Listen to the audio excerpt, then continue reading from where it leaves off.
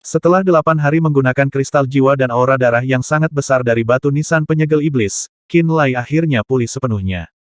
Energi jiwa dan darahnya akhirnya mencapai tingkat yang mereka miliki sebelum orb penekan jiwa awalnya mengurasnya darinya.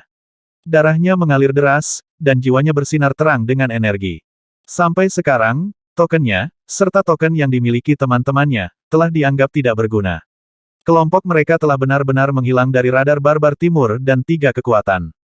Karena Song Tingyu, Xie Jingxuan, Luo Chen, Du Xiangyang, Pan Qianqian, dan Sue Moyan masih perlu mempertahankan perisai cahaya mereka, mereka duduk dan menggunakan batu roh untuk mengisi kembali energi roh mereka. Qin Lai, bagaimanapun, berdiri menghadap ke tanah es terlarang. Setelah membekukan dimensi Ling Tombstone dengan kekuatan es, dia mengamati pemandangan di depannya, matanya menyipit.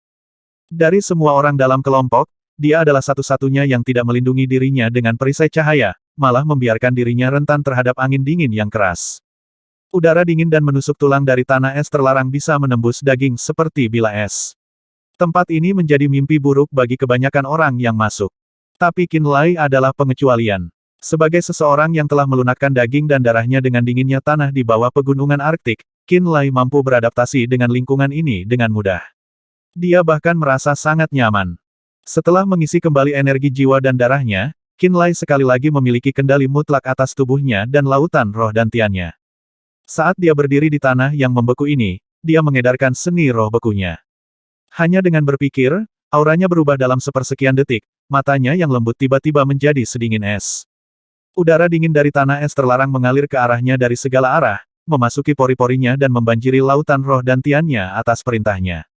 Gumpalan udara dingin berubah menjadi kabut putih dingin, yang kemudian berkembang menjadi kelompok awan yang sangat dingin yang melayang di sekitar 3 istana kelahiran beku Qin Lai.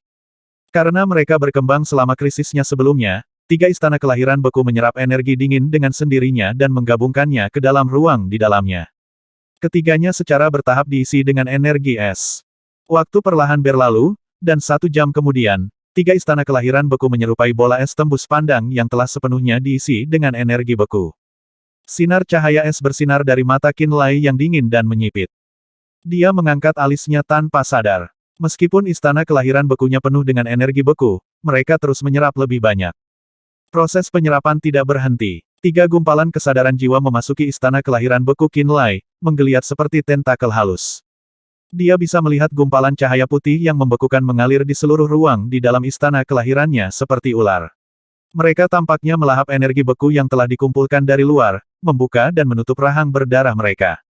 Ular dingin ini tampak seperti aliran awan yang terbentuk dari energi beku. Salah satu ujung setiap ular tampak meregang keluar dari tubuh Qin Lai, menghubungkan ke tanah es terlarang, sementara ujung lainnya dengan rakus memakan energi beku di istana kelahiran bekunya. Saat aliran awan seperti ular terus mengkonsumsi energi beku yang tersimpan, istana kelahiran beku Qin Lai mulai beresonansi dengan suara retakan es. Sepertinya ruang di dalam mereka meluas, membekukan segala sesuatu di sekitar mereka untuk mengubah segalanya menjadi dunia es. Pada saat yang sama, ribuan cahaya es meledak dari 3 istana kelahiran beku Qin Lai seperti panah tajam, menuju ke segala arah. 6 istana kelahirannya yang lain, 3 guntur dan 3 bumi, mengalami perubahan mendadak sebagai tanggapan, mengeluarkan kekuatan guntur, kilat, dan bumi. Akibatnya, lautan rohnya menjadi kacau sekali lagi, terlibat dalam konflik yang intens. Swosh swosh swosh. Gumpalan kesadaran Qin Lai terbelah menjadi beberapa bagian, masing-masing menyebar ke berbagai posisi laut rohnya seperti bayangan. Tiba-tiba, seolah-olah mata yang tak terhitung jumlahnya sedang mengamati dunia di dalam lautan roh Qin Lai. Mereka melayang jauh di dalam 9 istana kelahiran seperti matahari dan memeriksa setiap perubahan kecil di dalamnya, mencoba mencari tahu apa yang membuat mereka berperilaku begitu aneh. Kali ini, Qin Lai memiliki banyak energi jiwa, dan darahnya berkembang dengan kehidupan.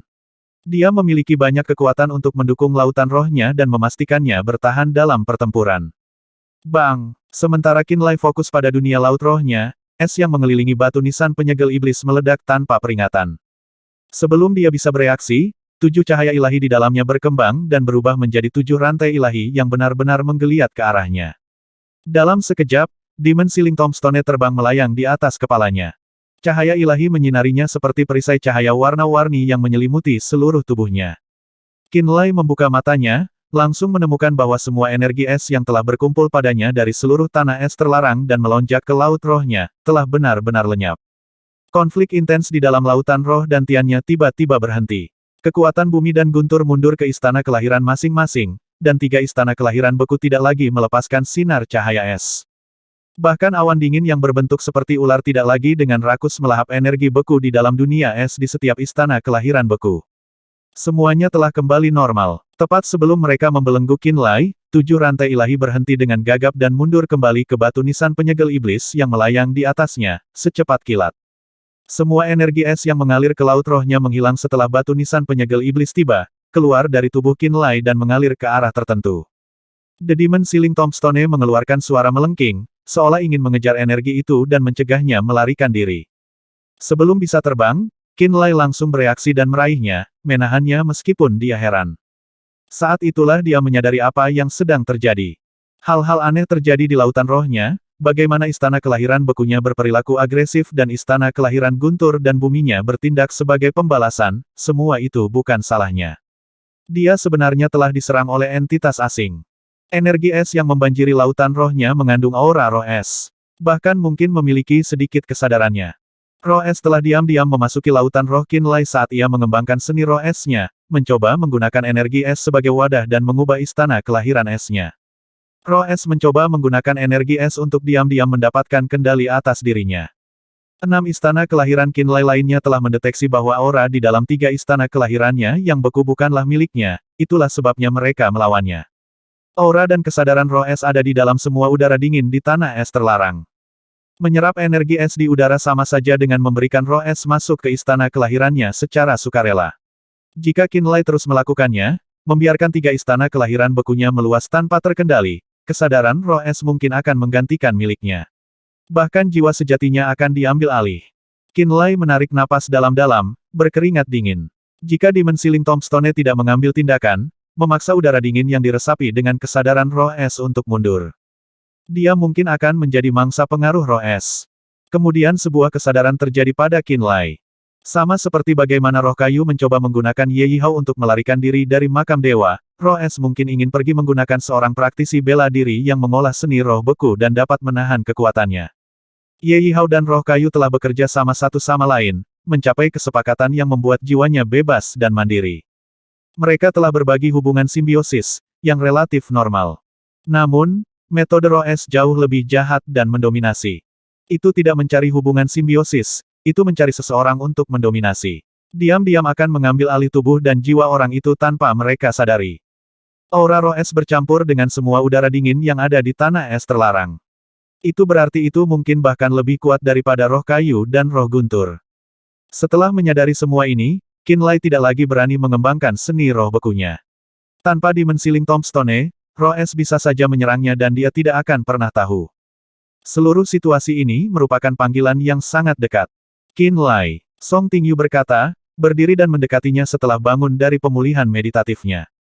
Kenapa kau terlihat sangat terkejut? Anda sangat pucat. Apa yang terjadi? Kata-katanya menyentak yang lain dari keadaan meditasi mereka sendiri, menyebabkan mereka menatap Qinlai karena penasaran dan khawatir. Sesuatu terjadi, kata Qinlai, alisnya berkerut. Dia mengambil beberapa waktu untuk menjelaskan kesulitan sebelumnya dari awal sampai akhir bersama dengan semua wahyu yang menyertainya.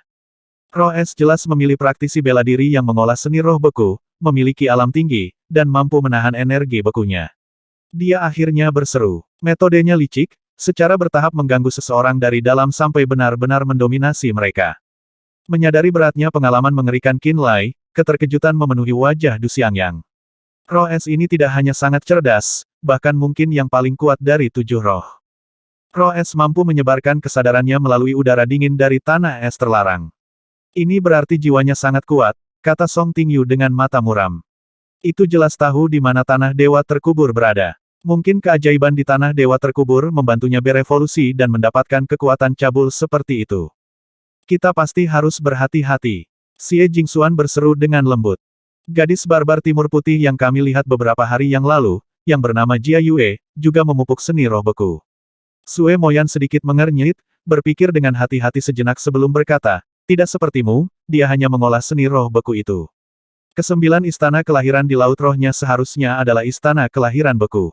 Baik tubuhnya maupun kemampuannya untuk menahan energi beku tidak lebih kuat dari milikmu, tambah Xie Jingxuan. Namun dia mungkin salah satu target roh es. Mata Qinlai bersinar dengan cahaya aneh. Setelah beberapa saat merenung, dia berbicara. Jika kita bertemu dengan orang kulit putih barbar lagi, aku akan memberi tahu mereka. Di atas batu es, Jia Yue dari suku barbar putih duduk dengan kaki disilangkan, matanya tertutup. Gumpalan kabut putih dingin mengelilinginya. Wajahnya yang cantik seputih salju mengalir dengan kilau sedingin es, hampir seperti terbuat dari kristal tembus pandang. Udara di sekitarnya menjadi semakin dingin. Beberapa saat kemudian, dia membuka matanya. Sinar cahaya es setajam pisau bisa dilihat di pupilnya. Hehe, tanah es terlarang ini luar biasa. Dia tersenyum bahagia. Saya telah meningkat pesat sejak saya tiba di sini. Dia menatap Gao Yu, yang berdiri di sampingnya. Saya tidak tahu mengapa, tetapi saya merasa tidak nyaman ketika Anda berkultivasi menggunakan energi es di udara. Setiap kali dia sendirian dengan Jia Yue, Gao Yu akan menyembunyikan ekspresi muramnya. Namun, ini membuatnya terlihat agak kaku dan menyendiri. Saya mengolah catatan jiwa 9 neraka berkeliaran. Persepsi jiwaku sangat sensitif, dan aku bisa secara samar-samar mendeteksi aura di udara yang bukan milikmu. Aura yang bukan milikku. Jia Yue bertanya, namun terus tersenyum. Aura siapa itu? Terlalu lemah bagiku untuk mengatakannya, kata Gao Yu sambil menggelengkan kepalanya. Aku bahkan tidak yakin apakah aku hanya paranoid. Jangan terlalu memikirkannya, serunya bersemangat. Saya merasa fantastis. Istana kelahiran saya secara ajaib berkembang, yang berarti mereka dapat mengandung lebih banyak energi beku dan saya akan tumbuh lebih kuat. Kedengarannya bagus, jawab Gao Yu kaku. Tentu saja itu hal yang bagus. Shen Ye, Di Fei, dan aku semua mungkin berada di tahap akhir Nether Passage Realm, tapi mereka lebih kuat dariku. Ini telah menjadi sumber kekecewaan di antara para tetua suku saya. Kegembiraan di mata Jia Yue mereda sesaat, lalu dia segera menjadi bahagia lagi dan berseru. Namun, jika istana kelahiranku mengalami periode ekspansi baru dan kekuatanku meningkat 20 hingga 30%, aku yakin bahwa aku tidak akan dirugikan dalam pertandingan melawan Shen Ye atau Di Fei. Dia berhenti, mengambil napas dalam-dalam untuk mendapatkan kembali ketenangannya. Inilah yang diharapkan para tetua suku dariku. Serunya serius. Aku tidak akan mengecewakan mereka. Gao Yu hanya mengangguk sebagai jawaban, tidak repot-repot mengatakan apapun. Dia setuju dengan Jia Yue. Udara dingin yang mengandung aura lain bukanlah masalah besar. Seekor naga yang terbuat dari energi darah meraung tanpa suara saat menggigit orang barbar yang mengenakan pakaian merah cerah. Barbar merah ini segera merasakan darahnya mendidih, energi rohnya menjadi kacau. Ledakan. Qinlai menyerang dengan Astral Thunder Hammer, menghancurkan tulang-tulang barbar itu hingga berkeping-keping. Splur, Luo Chen menusukkan pedangnya ke dada orang barbar merah lainnya, menusuk hati pria itu dan mengakhiri hidupnya. Di bagian lain daerah itu, Du Xiangyang dan Sue Moyan membunuh 3 orang barbar merah lainnya. Pertempuran ini terjadi di tengah-tengah gunung dengan gletser mengalir di sepanjangnya. Selama setengah bulan terakhir, kelompok Qinlai telah bertemu dengan orang barbar merah, dan mereka baru saja memusnahkan gelombang ketiga mereka. Seberapa jauh lagi roh es itu? Du Xiangyang berjongkok ke tanah dan mencari melalui sisa-sisa orang barbar merah, memeriksa apakah ada bahan roh atau batu roh. Kami dekat, jawab Qinlai acuh tak acuh. Orang barbar merah adalah satu-satunya orang yang kami temui selama 2 minggu terakhir, sela Song Tingyu. Untung token kami tidak dapat mengirimkan lokasi kami. Kalau tidak, Di Fei dan orang barbar merah lainnya akan dapat melacak kita dengan mudah. Kelompok Qinlai saat ini sedang bergerak melalui bagian dari tanah es terlarang dengan banyak barbar merah. Kelompok 15 tersebar di seluruh area, mencari di mana-mana untuk roh es. Kelompok Qinlai telah mengalami 3 kelompok ini berturut-turut. Mulut riuh setiap barbar merah memberitahu mereka bahwa pemimpin mereka adalah Di Fei. Mereka tidak yakin metode seperti apa yang Di Fei miliki, tetapi dia secara kasar telah mengidentifikasi di mana roh es itu berada dan membawa anggota sukunya. Namun, barbar merah hanya memiliki gagasan yang kabur tentang di mana itu, jadi mereka dibagi menjadi tim yang lebih kecil dan menyebar untuk mencarinya. Kelompok Qinlai telah membunuh 3 dari tim itu, menambahkan hingga total 45 barbar merah. Ayo pergi dari sini secepat mungkin. Tim ini mengirim pesan sebelum melawan kami, kata Du Xiangyang sambil berdiri, setelah memeriksa mayat-mayat itu. Sepertinya tim lain dari orang-orang biadab itu bergegas ke sini saat kita bicara. Sue Moyan setuju. Jika kita tidak cukup beruntung untuk bertemu dengan Di Fei itu, kita mungkin akan terjebak di sini. Apakah Di Fei sekuat itu? Luo Chen bertanya, mengangkat alis. Di Fei sangat mampu. Seperti Shen Ye, dia adalah pemimpin generasi muda suku Barbar Scarlet, kata Sue Moyan, menjelaskan apa yang dia ketahui tentang orang Barbar Timur. Di Fei memupuk kekuatan bumi. Orang-orang Barbar Timur menyebutnya sebagai anak bumi. Dia dikabarkan cukup kuat, memiliki kekuatan fisik yang mengerikan sejak lahir. Bagaimana dia dibandingkan dengan Shen Ye? Du Xiangyang bertanya dengan nada muram. Mereka sama-sama serasi. Jia Yue, gadis kulit putih barbar yang kami temui sebelumnya, dianggap lebih lemah dari mereka berdua. Namun Sue Moyan berpikir sejenak. Ini adalah tanah es terlarang. Jia Yue seharusnya tidak lebih lemah dari mereka di sini. Bagaimanapun, kita harus berhati-hati. Saat mereka berbicara, Qin Lai mengeluarkan batu nisan penyegel iblis untuk sekali lagi memastikan arah yang akan mereka tuju. Suara mendesing. Itu muncul dari cincin spasialnya seperti suar yang cemerlang, cahaya ilahi yang mempesona di dalamnya menyerupai bulu ekor merak yang berwarna-warni. Energi kuat terpancar dari Demon Ceiling Tombstone. Meskipun ditahan oleh Qin Lai, itu bergetar dan bergetar, jelas memiliki reaksi yang intens terhadap sesuatu. Mata semua orang menyala pada saat yang sama. Kita akan mencapainya, Qin Lai berteriak. Dia mendorong Demon Ceiling Tombstone kembali ke cincin spasialnya dan mengambil napas dalam-dalam. Aura besar energi darah halus terpancar darinya. Ayo pergi. Seperti sinar cahaya berdarah, Qin Lai melesat ke arah puncak gunung. Anggota kelompok lainnya menjadi bersemangat ketika mereka bergegas mengikutinya. 1 jam setelah keberangkatan mereka, 2 kelompok barbar merah tiba di daerah yang sama. Ini adalah tim ketiga. Seorang barbar merah muda meraung dengan suara rendah serak. Dia jelas kepalanya lebih pendek dari orang lain, tetapi dia memiliki fisik yang besar. Meskipun orang barbar ini pendek, dia mengeluarkan aura yang mengejutkan. Dia sangat mencolok dan hanya perlu berdiri di sana agar terlihat gagah. 30 orang barbar merah tua yang membentuk 2 tim yang dia perintahkan tinggi dan kekar. Banyak yang memiliki aura luar biasa juga. Terlepas dari ini, mereka semua memandang barbar merah muda itu dengan hormat.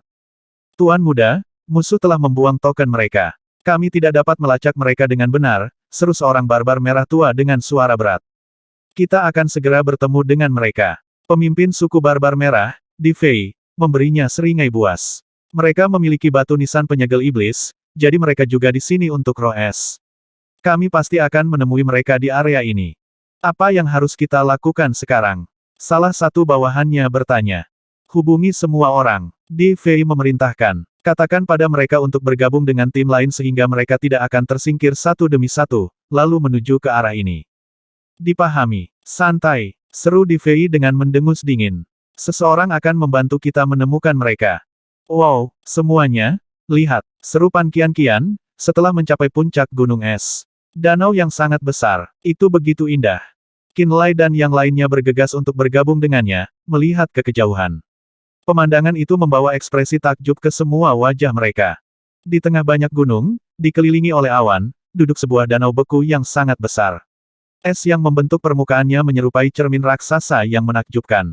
Tidak ada yang tahu seberapa tebal itu sebenarnya. Kelompok Qin Lai berdiri di puncak gunung, salah satu dari banyak yang mengelilingi danau beku. Di belakang dan di sekitar mereka lebih banyak gunung yang tertutup salju dan bahkan gletser. Ratusan ribu massa es yang sangat besar dapat dilihat di kejauhan, terhubung satu sama lain untuk membentuk cincin dengan danau di tengahnya. Udara di atas danau beku itu sangat dingin menusuk tulang. Angin dingin melolong, meliuk-liuk di antara pegunungan di dekatnya. Angin yang bisa langsung membekukan orang sampai mati mungkin berasal dari danau ini, kata Du Xiangyang sambil menarik napas dalam-dalam. Danau es ini pasti merupakan pusat dari tanah es terlarang. Roh es seharusnya ada di dalamnya juga. Qin Lai, apakah kamu ingin menggunakan batu nisan penyegel iblis untuk memastikan? Song Tingyu bertanya.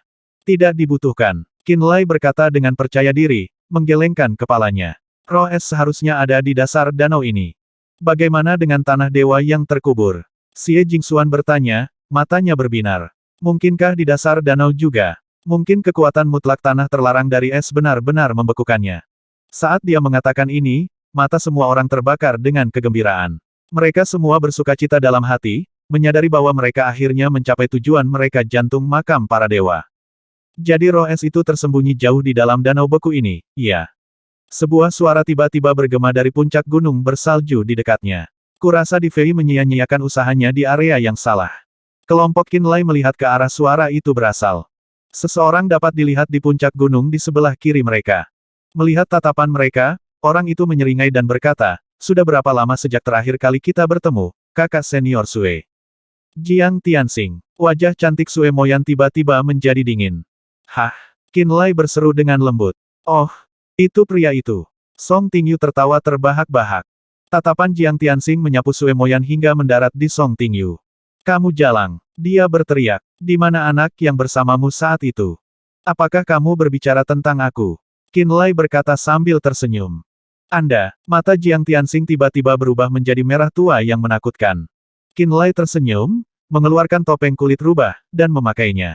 Dia mengambil waktu sejenak untuk menyesuaikannya dan memberi dirinya wajah baru, lalu berkata, "Sekarang apakah kamu mengenaliku?" "Jadi itu kamu, Qinlai?" Jiang Tianxing menangis.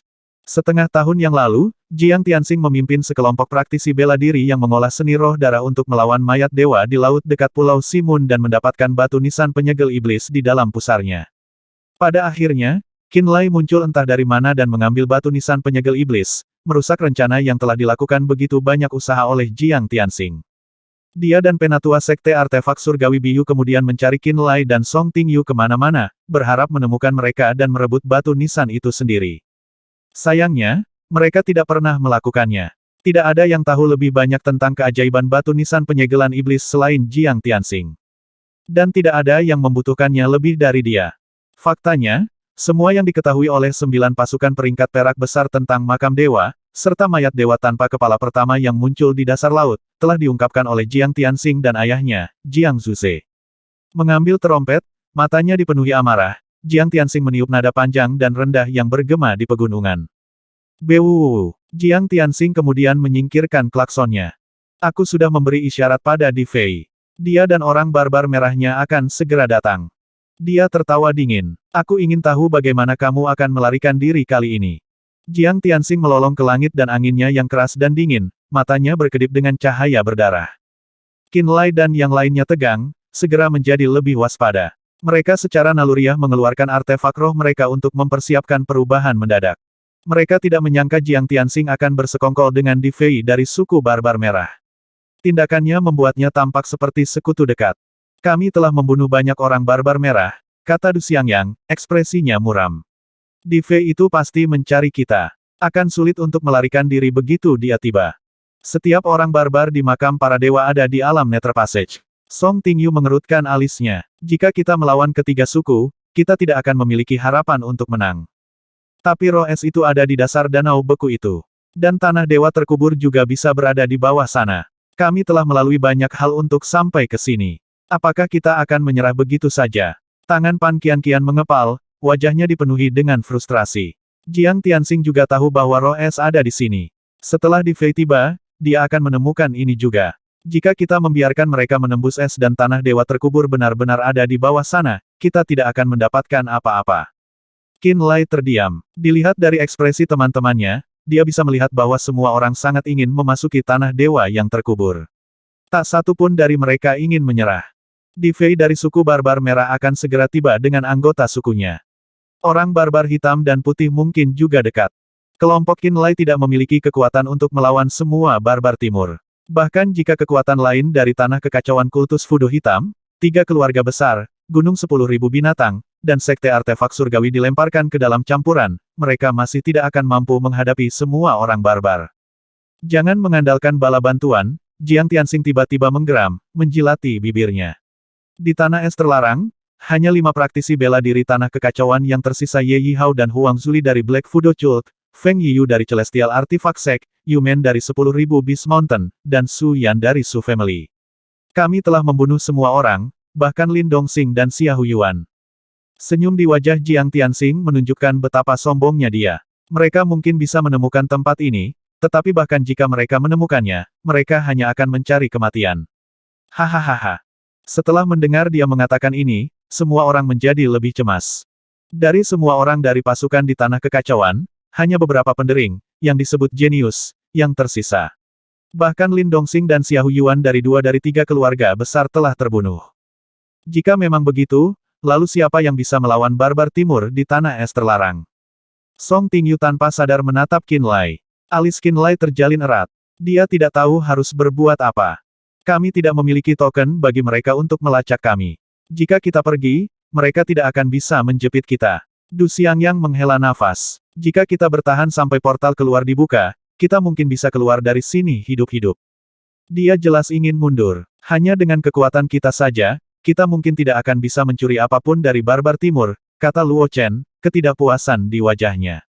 Bagaimana menurutmu? Sue Moyan menatap Qin Lai. Semua orang berbalik untuk melihatnya juga. Pada saat ini, dia memiliki kekuatan untuk memutuskan apa yang akan mereka lakukan. Seluruh kelompok telah memilih untuk mengikutinya. Tanpa ragu, Qin Lai berbicara dengan nada serius. Aku ingin bertemu di Fei. Kata-kata ini membuat semua orang membeku. Bahkan jika 200 orang barbar merah memasuki makam dewa, antara pertempuran di seluruh tanah terlarang logam, bumi, dan air, dan mati kedinginan di tanah es terlarang, seharusnya hanya ada sekitar setengah dari mereka yang tersisa. Qin Lai berbicara dengan nada dingin, matanya tenang saat dia melanjutkan, kami membunuh 3 tim barbar merah, 45 barbar di alam Nether Passage secara keseluruhan. Ini akan menyisakan sekitar 50 orang barbar merah tua. Semua orang memakai ekspresi termenung. Kami telah melawan orang-orang barbar merah ini. Kami tahu bahwa, secara individu, kekuatan mereka tidak banyak. Qin Lai melihat masing-masing dari mereka satu persatu, matanya cerah. Di pihak kami memiliki Luo Chen, Sue Moyan, dan Anda, Du Xiangyang. Dari semua orang di sini, kalian bertiga adalah yang paling menonjol. Jingxuan dan Tingyu juga kuat, setelah berkultivasi hingga tahap akhir dari alam Nether Passage. Bahkan Pan Qianqian berada di tahap tengah alam Nether Passage. Kekuatan individunya lebih besar daripada barbar merah tua di alam yang sama. Qin Lai berhenti sejenak, lalu dengan bersemangat berkata, sampai sekarang, satu-satunya musuh kita adalah barbar merah. Sebelum orang barbar hitam dan putih sampai di sini, kita punya kesempatan. Pada saat ini, pikiran semua orang untuk mundur menghilang. Mata mereka bersinar dengan tekad, semangat mereka menyala sekali lagi. Baik. Kalau begitu kita akan tinggal dan bertarung. Aku ingin melihat apa yang membuat Di Fei begitu istimewa. Kami telah menekan orang-orang barbar timur ini selama bertahun-tahun. Apakah mereka benar-benar berpikir bahwa mereka dapat melakukan apapun yang mereka inginkan di makam para dewa? Keputusan itu dibuat. Mereka tidak akan mundur. Mengabaikan Jiang Tianxing yang berdiri di puncak gunung tetangga, mereka menggali gua dari puncak gunung es mereka sendiri dan menetap. Masing-masing dari mereka mengeluarkan batu roh dan diam-diam mulai mengisi kembali energi roh mereka. Mereka mencoba membuat proses secepat mungkin, mempersiapkan kedatangan orang barbar merah. Jiang Tianxing terdiam saat melihat kelompok Qin Lai beristirahat di depan mata. Dia tidak mengira mereka begitu berani dan memilih untuk tidak melarikan diri ketika mereka tahu bahwa pejuang terkuat dari suku barbar merah mendekat. Burung mati demi makanan, dan manusia mati demi kekayaan. Jiang Tianxing menyeringai saat dia mengirim pesan ke Di Fei. Dia diam-diam meninggalkan gunung, bergerak lebih dekat ke kelompok Qin Lai. Hanya untuk roh es dan sisa-sisa elit di tanah dewa terkubur sepertinya mereka tidak ingin hidup. 2 jam kemudian, seorang barbar berpakaian merah membawa busur besar muncul. Dia berdiri di tengah-tengah gunung, yang merupakan puncak kelompok Qin Lai saat ini. Orang barbar merah berpikir bahwa kelompok Qin Lai pada akhirnya akan menyesali keputusan mereka dan berusaha untuk mundur, jadi mereka berpisah untuk mengepung mereka. Kamu benar, Qin Lai. Hanya ada sedikit lebih dari 60 dari mereka, sebagian besar berada di tahap tengah alam Nether Passage, seru Du Xiangyang, mengintip ke sisi gunung dan mencatat. Tunggu sampai mereka mendekat. Batu-batu es ini akan menghasilkan lebih banyak kerusakan jika mereka dekat. Di sisi kelompok Qin Lai, lusinan batu es diatur dalam barisan, siap untuk digulingkan dan menyerang orang-orang barbar di bawah. Mereka baru saja mengukir batu-batu es yang sangat besar ini dari gunung. Jika mereka berguling turun dari puncak dan menyerang barbar merah, barbar pasti akan menderita luka parah. Mereka mungkin bergegas ke sini dari daerah lain, jadi mereka seharusnya kekurangan energi roh. Song Tingyu tersenyum dingin. Selain itu, kami memiliki tempat yang tinggi. Kita bisa memanfaatkan itu dan menunggu karena panah mereka tidak akan efektif. Baik-baik saja maka, Qin Lai berteriak. Kami tunggu. Penantian itu berakhir selama 15 menit. Menyerang. Batu-batu es seukuran batu giling menghujani dari puncak gunung seperti meteor menembus langit. Suara gemuruh mengiringi mereka saat mereka melintasi lereng gunung glasial. Batu-batu besar ini juga mengandung energi roh semua orang dalam kelompok Qinlai. Beberapa bersinar dengan kilat, yang lain memancarkan aura pedang yang mengintimidasi, dan yang lainnya bersinar dengan esensi hijau. Hujan meteor es meluncur ke bawah, kehadiran mereka yang mengguncang dunia membuat orang-orang barbar merah di jalan mereka menjadi pucat. Berlindung, teriak Di Fei. Berdiri di antara mereka, Jiang Tianxing memasang ekspresi terkejut saat dia bergegas mencari tempat untuk bersembunyi. Bum bum, bam, ah, dentuman batu yang tumpul terhadap daging, retakan tulang yang patah, dan ratapan yang menyedihkan bergema di seluruh gunung. Sebuah batu es menghantam seorang barbar merah dalam kilatan petir.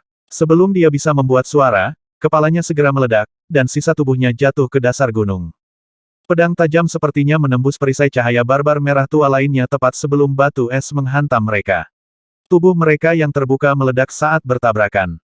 Hujan meteor es ini mengakibatkan 8 orang barbar merah mati, dan setidaknya 10 terluka parah. Mereka bahkan tidak bisa menerima pukulan. Di puncak gunung, Luo Chen menggelengkan kepalanya dan menyeringai. 8 tewas dan bahkan lebih terluka. Kegembiraan memenuhi mata Song Tingyu. Bahkan jika ada lebih banyak mereka, mereka telah menggunakan banyak energi roh. Apa yang harus ditakuti? Biarkan mereka datang. Xie Jingxuan tersenyum dingin. Jiang Tianxing, ayo ke sini. Du Xiangyang berteriak, tertawa. Ayolah, bukankah kamu ingin membunuh kita semua? Aku menunggumu di atas sini. Dari posisi mereka di tengah gunung, orang-orang barbar merah melolong, mata merah karena marah. Setiap satu menyerupai binatang hiruk-pikuk memelototi kelompok Qinlai di puncak gunung. Orang-orang barbar timur ini tidak banyak. Luo Chen berdiri di puncak gunung. Dia memancarkan niat pedang yang terasa seperti bisa memotong apa saja. Cahaya yang keras dan tampak nyata bersinar dari matanya. Mengapa kamu tidak datang ke sini, Jiang Tianxing? Du Xiangyang berteriak dengan nada mengejek. Apakah kamu tidak akan membunuh kita semua? Anggota kelompok lainnya santai, senyum menghiasi wajah mereka. Mereka memikirkan hal yang sama. Orang barbar timur tidak banyak. Tuan muda. Setengah jalan ke atas gunung, semua klan barbar merah mengalihkan mata merah mereka untuk melihat Di Fei. 8 anggota suku telah terbunuh oleh hujan batu dan 10 lainnya terluka parah. Lebih penting lagi, musuh mengejek mereka. Mereka tidak bisa menahan penghinaan seperti itu. Sue Moyan sedikit mengernyit. Di Fei bukan penurut, semuanya. Kendalikan dirimu. Apa yang akan dia lakukan? Menggulingkan gunung. Du Xiangyang bertanya sambil tertawa terbahak-bahak. Kelompok Qinlai saat ini berdiri di puncak gunung. Jika orang barbar merah mencoba menyerang mereka, mereka harus menanggung serangan dari atas. Setelah memberikan kerusakan yang signifikan pada orang barbar timur, Du Xiangyang dan Luo Chen penuh percaya diri. Mereka mengira mereka berada di atas angin dan melihat ke bawah pada orang-orang barbar timur di bawah mereka. Mereka santai. Setiap orang, Di Fei tiba-tiba berteriak, ekspresi ganas di wajahnya. Turun dari gunung. Saat Di Fei memberi perintah, orang-orang barbar merah dengan cepat mundur dari gunung. Mereka mundur. Pan Qianqian berseru kaget. Di Fei belum bergerak. Sue Moyan berteriak, ekspresinya muram. Ada yang tidak beres, kata Qinlai. Ketika barbar merah mundur dari gunung dan meninggalkan Di Fei di titik tengah, Qinlai mulai merasakan energi bumi terpancar darinya. Energinya begitu kuat sehingga membuatnya merasa gugup. Lingkaran cahaya keemasan terang muncul dari tubuh Di Fei. Halo ini, yang tampaknya membawa kekuatan yang mengguncang bumi yang mengganggu gravitasi di sekitarnya, tiba-tiba masuk jauh ke dalam tanah. Bum bum bum. Gunung dan gletser yang menutupinya mulai bergetar hebat. Di Fei terus melepaskan lingkaran cahaya yang membawa kekuatan bumi, membelokkan gravitasi di daerah itu dan membuat batu jatuh ke bawah es. Dari sudut pandang mereka yang tinggi, wajah semua orang dalam kelompok Qinlai menjadi pucat saat melihat gunung-gunung lain bergerak maju mundur. Apakah Di Fei benar-benar memiliki kekuatan untuk menggulingkan gunung? Kamu benar-benar menebaknya, dasar blabbermouth. Pan Qianqian memelototi Du Xiangyang, wajahnya penuh dengan keterkejutan dan kecemasan. Apakah Di Fei benar-benar sekuat ini? Bisakah kendalinya atas kekuatan bumi benar-benar menyebabkan gempa bumi dan membuat gunung runtuh? Ini terlalu menakutkan. Sue Moyan menghela nafas pelan. Orang-orang barbar timur menyebut Di Fei sebagai putra bumi. Dia rupanya bisa merasakan kekuatan bumi tidak lama setelah dia lahir, dan diduga mampu menghubungkannya dengan detak jantungnya. Bum bum bum. Bumi terus bergetar. Di puncak gunung di mana kelompok Qinlai berdiri di atas es gletser sepanjang 1000 meter, potongan-potongan besar itu pecah dan jatuh dengan sejumlah besar salju. Gempa hebat mengguncang gunung es tempat mereka berdiri, dan sepertinya gunung itu akan runtuh kapan saja. Perkembangan ini membawa kejutan ke wajah Qin Lai dan yang lainnya. Baru sekarang mereka menyadari betapa menakutkannya Di Fei. Tidak, itu tidak benar. Teriak Qin Lai, memeriksa situasi dengan kesadaran pikirannya. Saat dia melakukannya, ekspresinya menjadi kendur. Dia tidak menyebabkan gempa dengan kekuatannya sendiri, roh tanah terlarang di bumi yang melakukannya. Roh bumi membentuk ikatan dengan Di Fei. Itu seharusnya ada di tubuhnya saat ini juga. Begitu dia mengatakan itu, semua orang merasa lebih cemas, pendapat mereka tentang Di Fei meroket. Ini seperti bagaimana roh kayu ingin menggunakan Ye Yihao untuk membebaskan diri dari tanah terlarang kayu, keluar dari makam dewa, dan melarikan diri ke dunia luar, kata Qin Lai, ekspresi serius di wajahnya. Semangat tanah kayu terlarang telah mengikatkan dirinya pada Di Fei untuk melakukan hal yang sama. Roh bumi ada di dalam dirinya. Itu yang menyebabkan gempa. Kamu benar. Di Fei berbalik untuk memelototi orang-orang di gunung yang mengancam akan runtuh. Roh bumi membantuku. Dua celah tiba-tiba muncul di atas matanya, dan dua mata abu-abu kuning terbuka. Sepertinya mata baru ini telah menggantikan alis Di Fei, membuatnya tampak seperti memiliki empat. Itu memberinya penampilan yang aneh dan menakutkan. Semua orang secara naluriah melihat sepasang mata abu-abu kuning. Suara mendesing. Lusinan sinar abu-abu dan kuning ditembakkan dari kedua mata dan menabrak puncak gunung. Bum bum bum. Batu-batu besar retak, dan gletser runtuh di tengahnya. Es di puncak gunung tidak bisa lagi menahan dan mulai runtuh juga. Setelah ledakan yang disebabkan oleh sinar cahaya, sebagian besar gunung perlahan mulai miring. Pan Qianqian berteriak, suaranya yang melengking bergema dari puncak gunung. Melompat. Qin Lai berteriak. Sama seperti gletser runtuh, dan tepat sebelum puncak gunung meluncur ke tanah, Qin Lai, Song Tingyu, Xie Jingxuan, Du Xiangyang, Luo Chen, Sue Moyan, dan Pan Qianqian, melompat. Sosok mereka, masing-masing dikelilingi oleh perisai cahaya, jatuh ke lembah terdekat.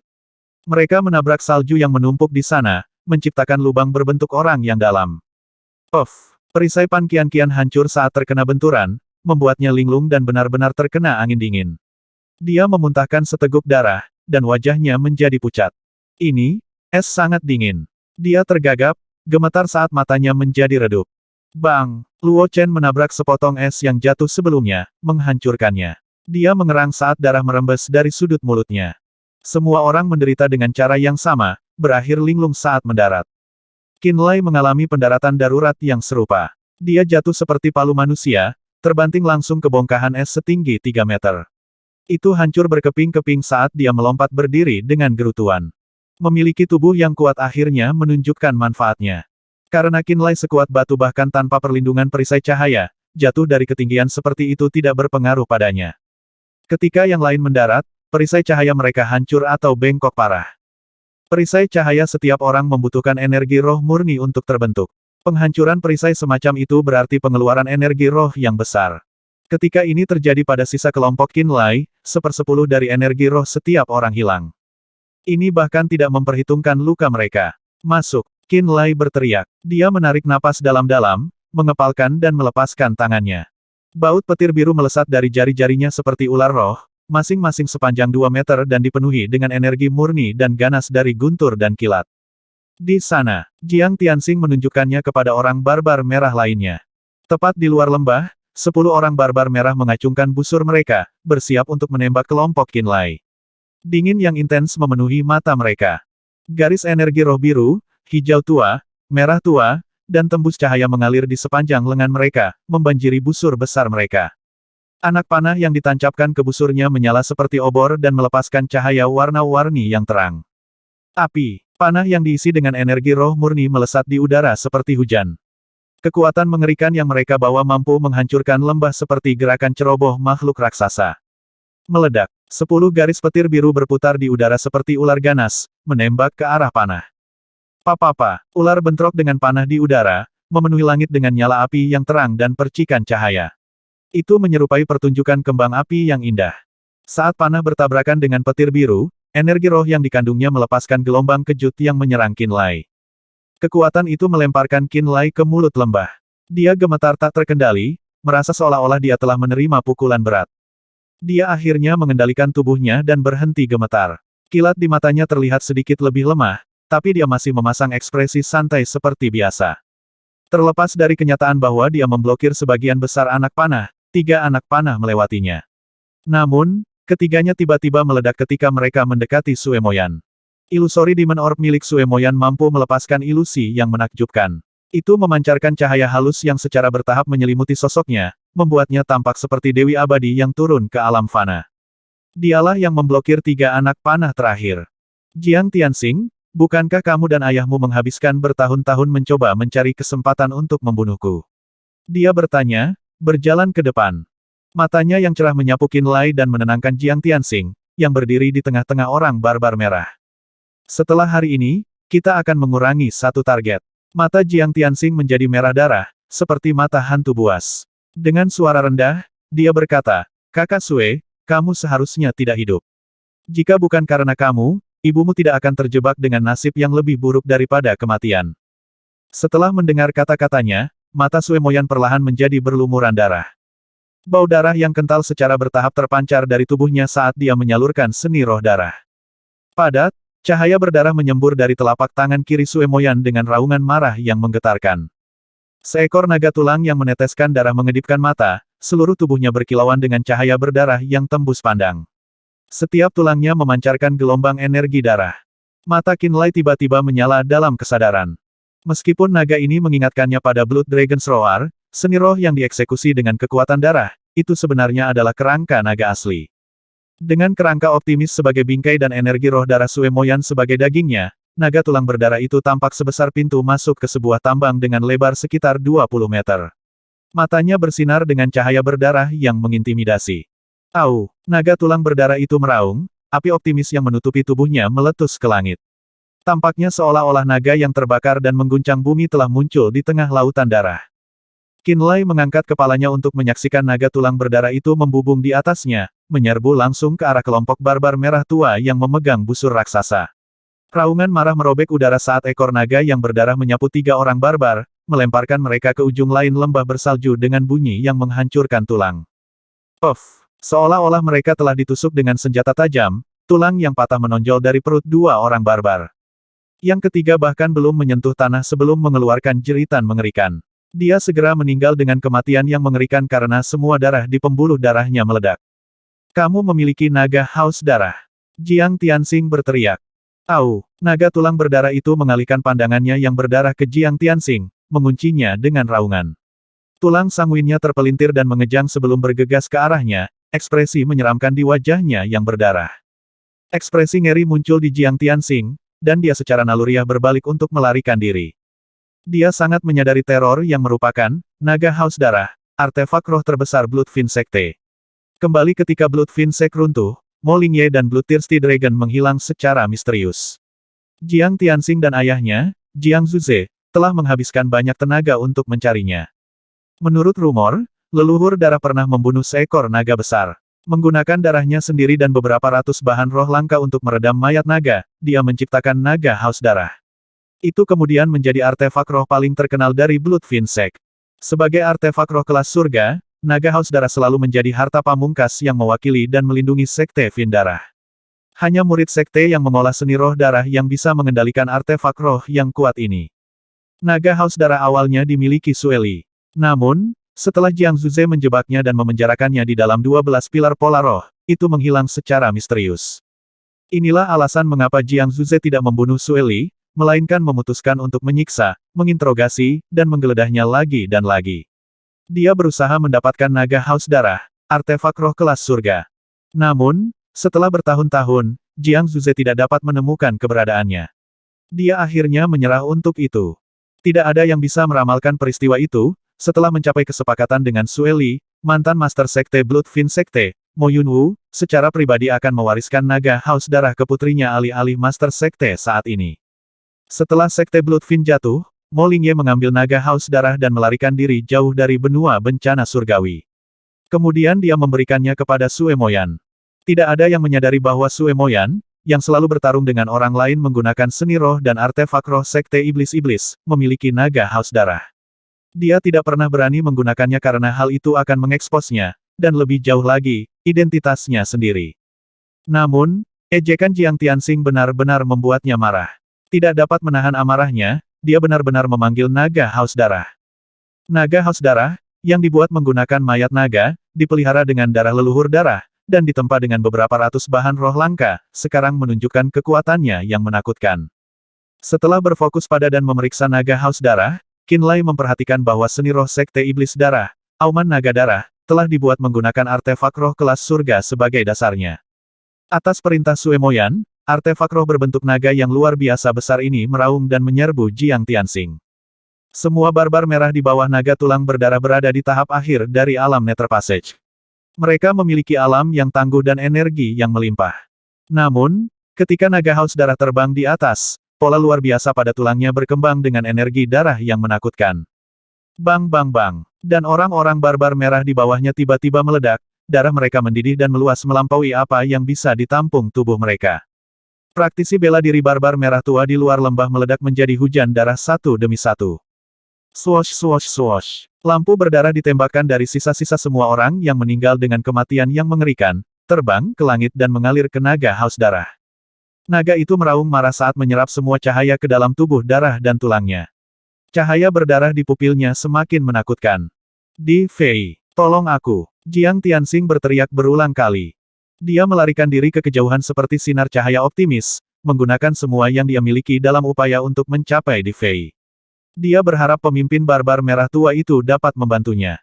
Setelah bergegas dari gunung yang runtuh, Di Fei sedang dalam proses memimpin anak buahnya menuju pintu masuk ke lembah ketika Jiang Tianxing yang histeris muncul. Tanpa henti mengejarnya dari belakang adalah naga tulang berdarah. Itu terbakar dengan api optimis dan memancarkan aura darah jahat yang mencapai langit. Pemandangan ini membuat Di Fei, yang bergerak dengan amarah dan kekuatan luar biasa, terdiam. Dia bahkan belum sampai ke lembah. Berhenti. Di Fei memerintahkan anggota sukunya, buru-buru mengangkat tangan. Ekspresinya berubah dari marah menjadi tidak percaya saat dia berteriak, Jiang Tianxing. Apa itu di belakangmu? Ini adalah harta pamungkas Sekte Bloodfin, naga haus darah. Jiang Tianxing berteriak ngeri. Di Fei, perintahkan roh bumi untuk membuat tembok bumi dan blokir. Sue Moyan mengendalikan naga haus darah, tetapi kekuatan hidupnya lemah. Dia pasti tidak akan bisa bertahan lama. Baik, teriak Di Fei. Dia mengerutkan alisnya dalam konsentrasi saat sepasang mata baru muncul di wajahnya sekali lagi. Pemberontakan gunung seismik. Dia berteriak, menyuntikkan sejumlah besar kekuatan bumi ke dalam tanah. Bumi di belakang Jiang Tianxing mengeluarkan gemuruh yang menakutkan saat tanah terbelah, penghalang es dan batu menjorok ke udara. Ledakan. Naga haus darah menabrak salah satu dinding, menghancurkan penghalang yang menyerupai bukit kecil. Itu terus menyerang ke depan, menyebarkan pecahan dan batu-batu besar es dan batu kemana-mana. Penghalang tebal pecah berkeping-keping satu demi satu. Naga haus darah meraung marah saat melanjutkan pengejaran kejamnya terhadap Jiang Tianxing. Lagi. Jiang Tianxing berteriak ketakutan. Melihat situasinya sama buruknya dengan sebelumnya, Di Fei tidak punya pilihan selain berkonsentrasi dan bergabung dengan roh bumi sekali lagi, membangun penghalang tanah baru untuk menghalangi jalan naga. Kembali di lembah, sosok Sue Moyan yang cantik dan berlumuran darah terbang melewati Qinlai ke kejauhan. Dia mengikuti naga haus darah dengan cermat, mengarahkannya untuk menyerang Jiang Tianxing. Seluruh tubuhnya dipenuhi dengan niat membunuh. Kakak Sue, kata Pan Qianqian dengan suara lembut. Dia terlihat sangat tak kenal takut. Pemandangan itu mengejutkan semua orang di kelompok Qinlai. Dia membunuh lebih dari selusin orang barbar merah hanya dengan menggunakan kekuatan darah dan artefak roh itu, naga haus darah. Dia belum memanggil bahkan 1 ons kekuatan ilusi dari Sekte Iblis Ilusi, kata Du Xiangyang, bibirnya membentuk senyum pahit saat dia menggelengkan kepalanya. Semua musuhnya juga berada di tahap akhir dari alam Nether Passage. 1000 tahun yang lalu jika perselisihan internal tidak meletus di dalam Bloodfin Sect, jika 3 keluarga besar tidak mengkhianati mereka, jika 9 pasukan peringkat silver yang hebat tidak datang bersama dan menyerang mereka, rasa hormat menggenang di dalam Luo Chen. Jika tidak satu pun dari hal-hal ini terjadi, Sekte Bloodfin mungkin akan terus menjadi kekuatan paling menakutkan di tanah kekacauan. Sebagai kekuatan peringkat perak yang baru naik, Gunung Pedang Surgawi masih muda seperti Luo Chen. Mereka tidak terlalu mengagumi Bloodfin Sect, sebuah kekuatan yang pernah mendominasi Land of Chaos. Meskipun dulunya kuat, Bloodfin Sect tidak meninggalkan banyak kesan pada Luo Chen karena akhirnya runtuh. Dia selalu berpikir bahwa cerita tentang kekuatan Bloodfin Sect hanyalah rumor. Dia percaya bahwa, jika sekte seperti itu benar-benar kuat, itu tidak akan tersingkir. Namun pada saat ini, Setelah Sue Moyan memanggil naga haus darah dan langsung membunuh selusin orang barbar merah di alam yang sama dengannya, dia akhirnya mengerti betapa mengerikannya Sekte Bloodfiend. Dia benar-benar mengakui kekuatan kuat yang pernah mendominasi tanah kekacauan.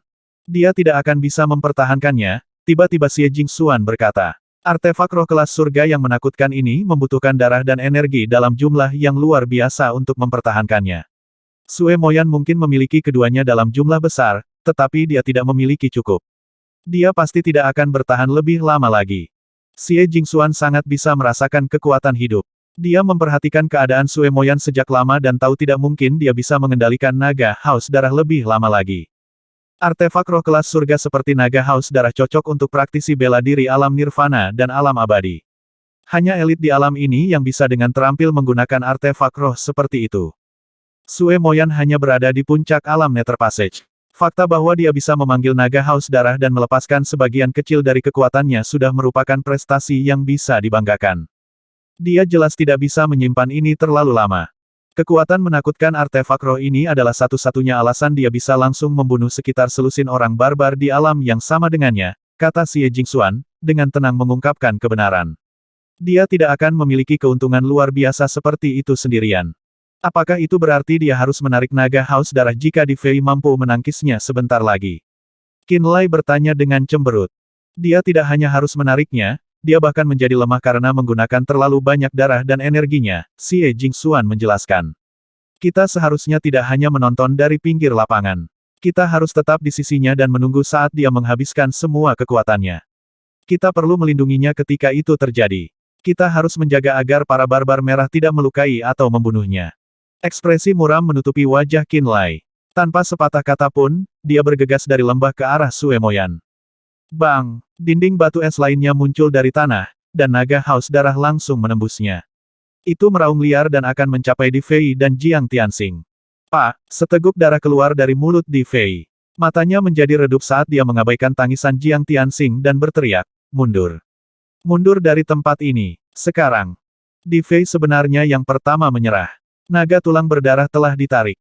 Seorang barbar merah berteriak kaget. Wajah Sue Moyan pucat, cahaya berdarah yang berkilauan di matanya berangsur-angsur meredup juga.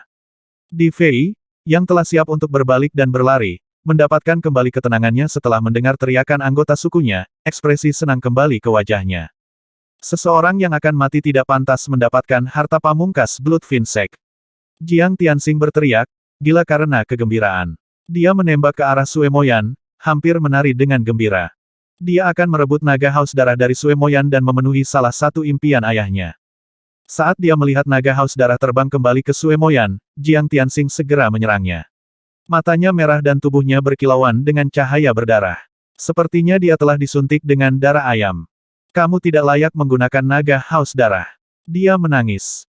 Seekor naga ilusi yang terbuat dari cahaya berdarah terbang keluar dari dahi Jiang Tianxing. Naga ini berisi kesadaran jiwa Jiang Tianxing dan melilit naga haus darah dalam upaya untuk merampok Bloodfiend Sect dari harta utamanya, mengubahnya menjadi alat yang ampuh untuk dia dan ayahnya. Artefak roh kelas surga adalah salah satu benda paling berharga di tanah kekacauan. Masing-masing dari mereka memiliki kekuatan tak terbatas dan bisa melepaskan kekuatan yang menghancurkan bumi. Tidak semua dari 9 praktisi bela diri elit pasukan peringkat perak yang hebat menggunakan artefak roh kelas surga milik mereka sendiri. Untuk murid Sekte Bloodfiend yang mengolah seni roh darah dan memiliki sejumlah besar energi darah di dalam darah mereka, naga haus darah benar-benar harta pamungkas. Saat mengaktifkannya dengan seni roh darah, artefak roh ini benar-benar mampu membalikkan langit. Jiang Tianxing menatap naga haus darah dengan mata merah, wajahnya dipenuhi dengan keinginan yang ekstrim. Mundur, gemuruh-gemuruh terdengar, dan 10 sambaran petir biru tua menghantam Jiang Tianxing seperti 10 rantai cemerlang. Setelah disambar petir, naga ilusi yang muncul dari dahi Jiang Tianxing langsung menjadi lesu, kilau berdarahnya semakin redup. Jiang Tianxing tiba-tiba berhenti, ekspresinya berubah marah. Qin Lai, dia meraung. Nyah. Qin Lai berteriak, tangannya membentuk gerakan menggenggam dan menyodorkan ke arah Jiang Tianxing. Bola cahaya tebal dan berdarah langsung menyembur dari telapak tangannya. Auman naga darah. Naga berdarah lain menabrak dada Jiang Tianxing. Energi mengerikan dan jahat menghantam Jiang Tianxing seperti gelombang pasang. Kekuatan guntur dan kilat juga mengalir melaluinya.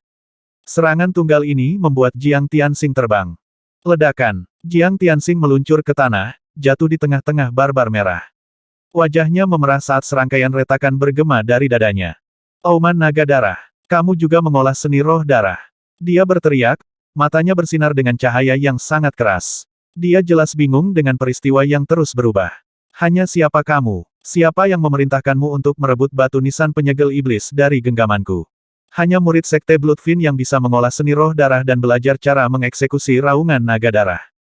Dari sudut pandang Jiang Tianxing, Qinlai yang mengeluarkan Blood Dragon's Roar jelas berarti bahwa dia adalah murid dari keturunan tetua sekte Bloodfin. Dia mengambil pemikiran itu selangkah lebih maju dan berasumsi bahwa Qinlai telah merencanakan untuk mencuri batu nisan penyegel iblis darinya selama ini. Dia menduga bahwa dia dan ayahnya yang bekerja dengan barbar merah telah lama ditemukan oleh musuh. Ayahku mengajari Qinlai seni roh darah. Sue Moyan berseru dengan lembut. Pada saat inilah naga haus darah yang mengamuk berubah kembali menjadi sinar cahaya berdarah dan secara ajaib mundur ke lengan putih salju Sue Moyan. Tato kecil naga berdarah muncul di lengannya sejenak, lalu memudar hingga menghilang.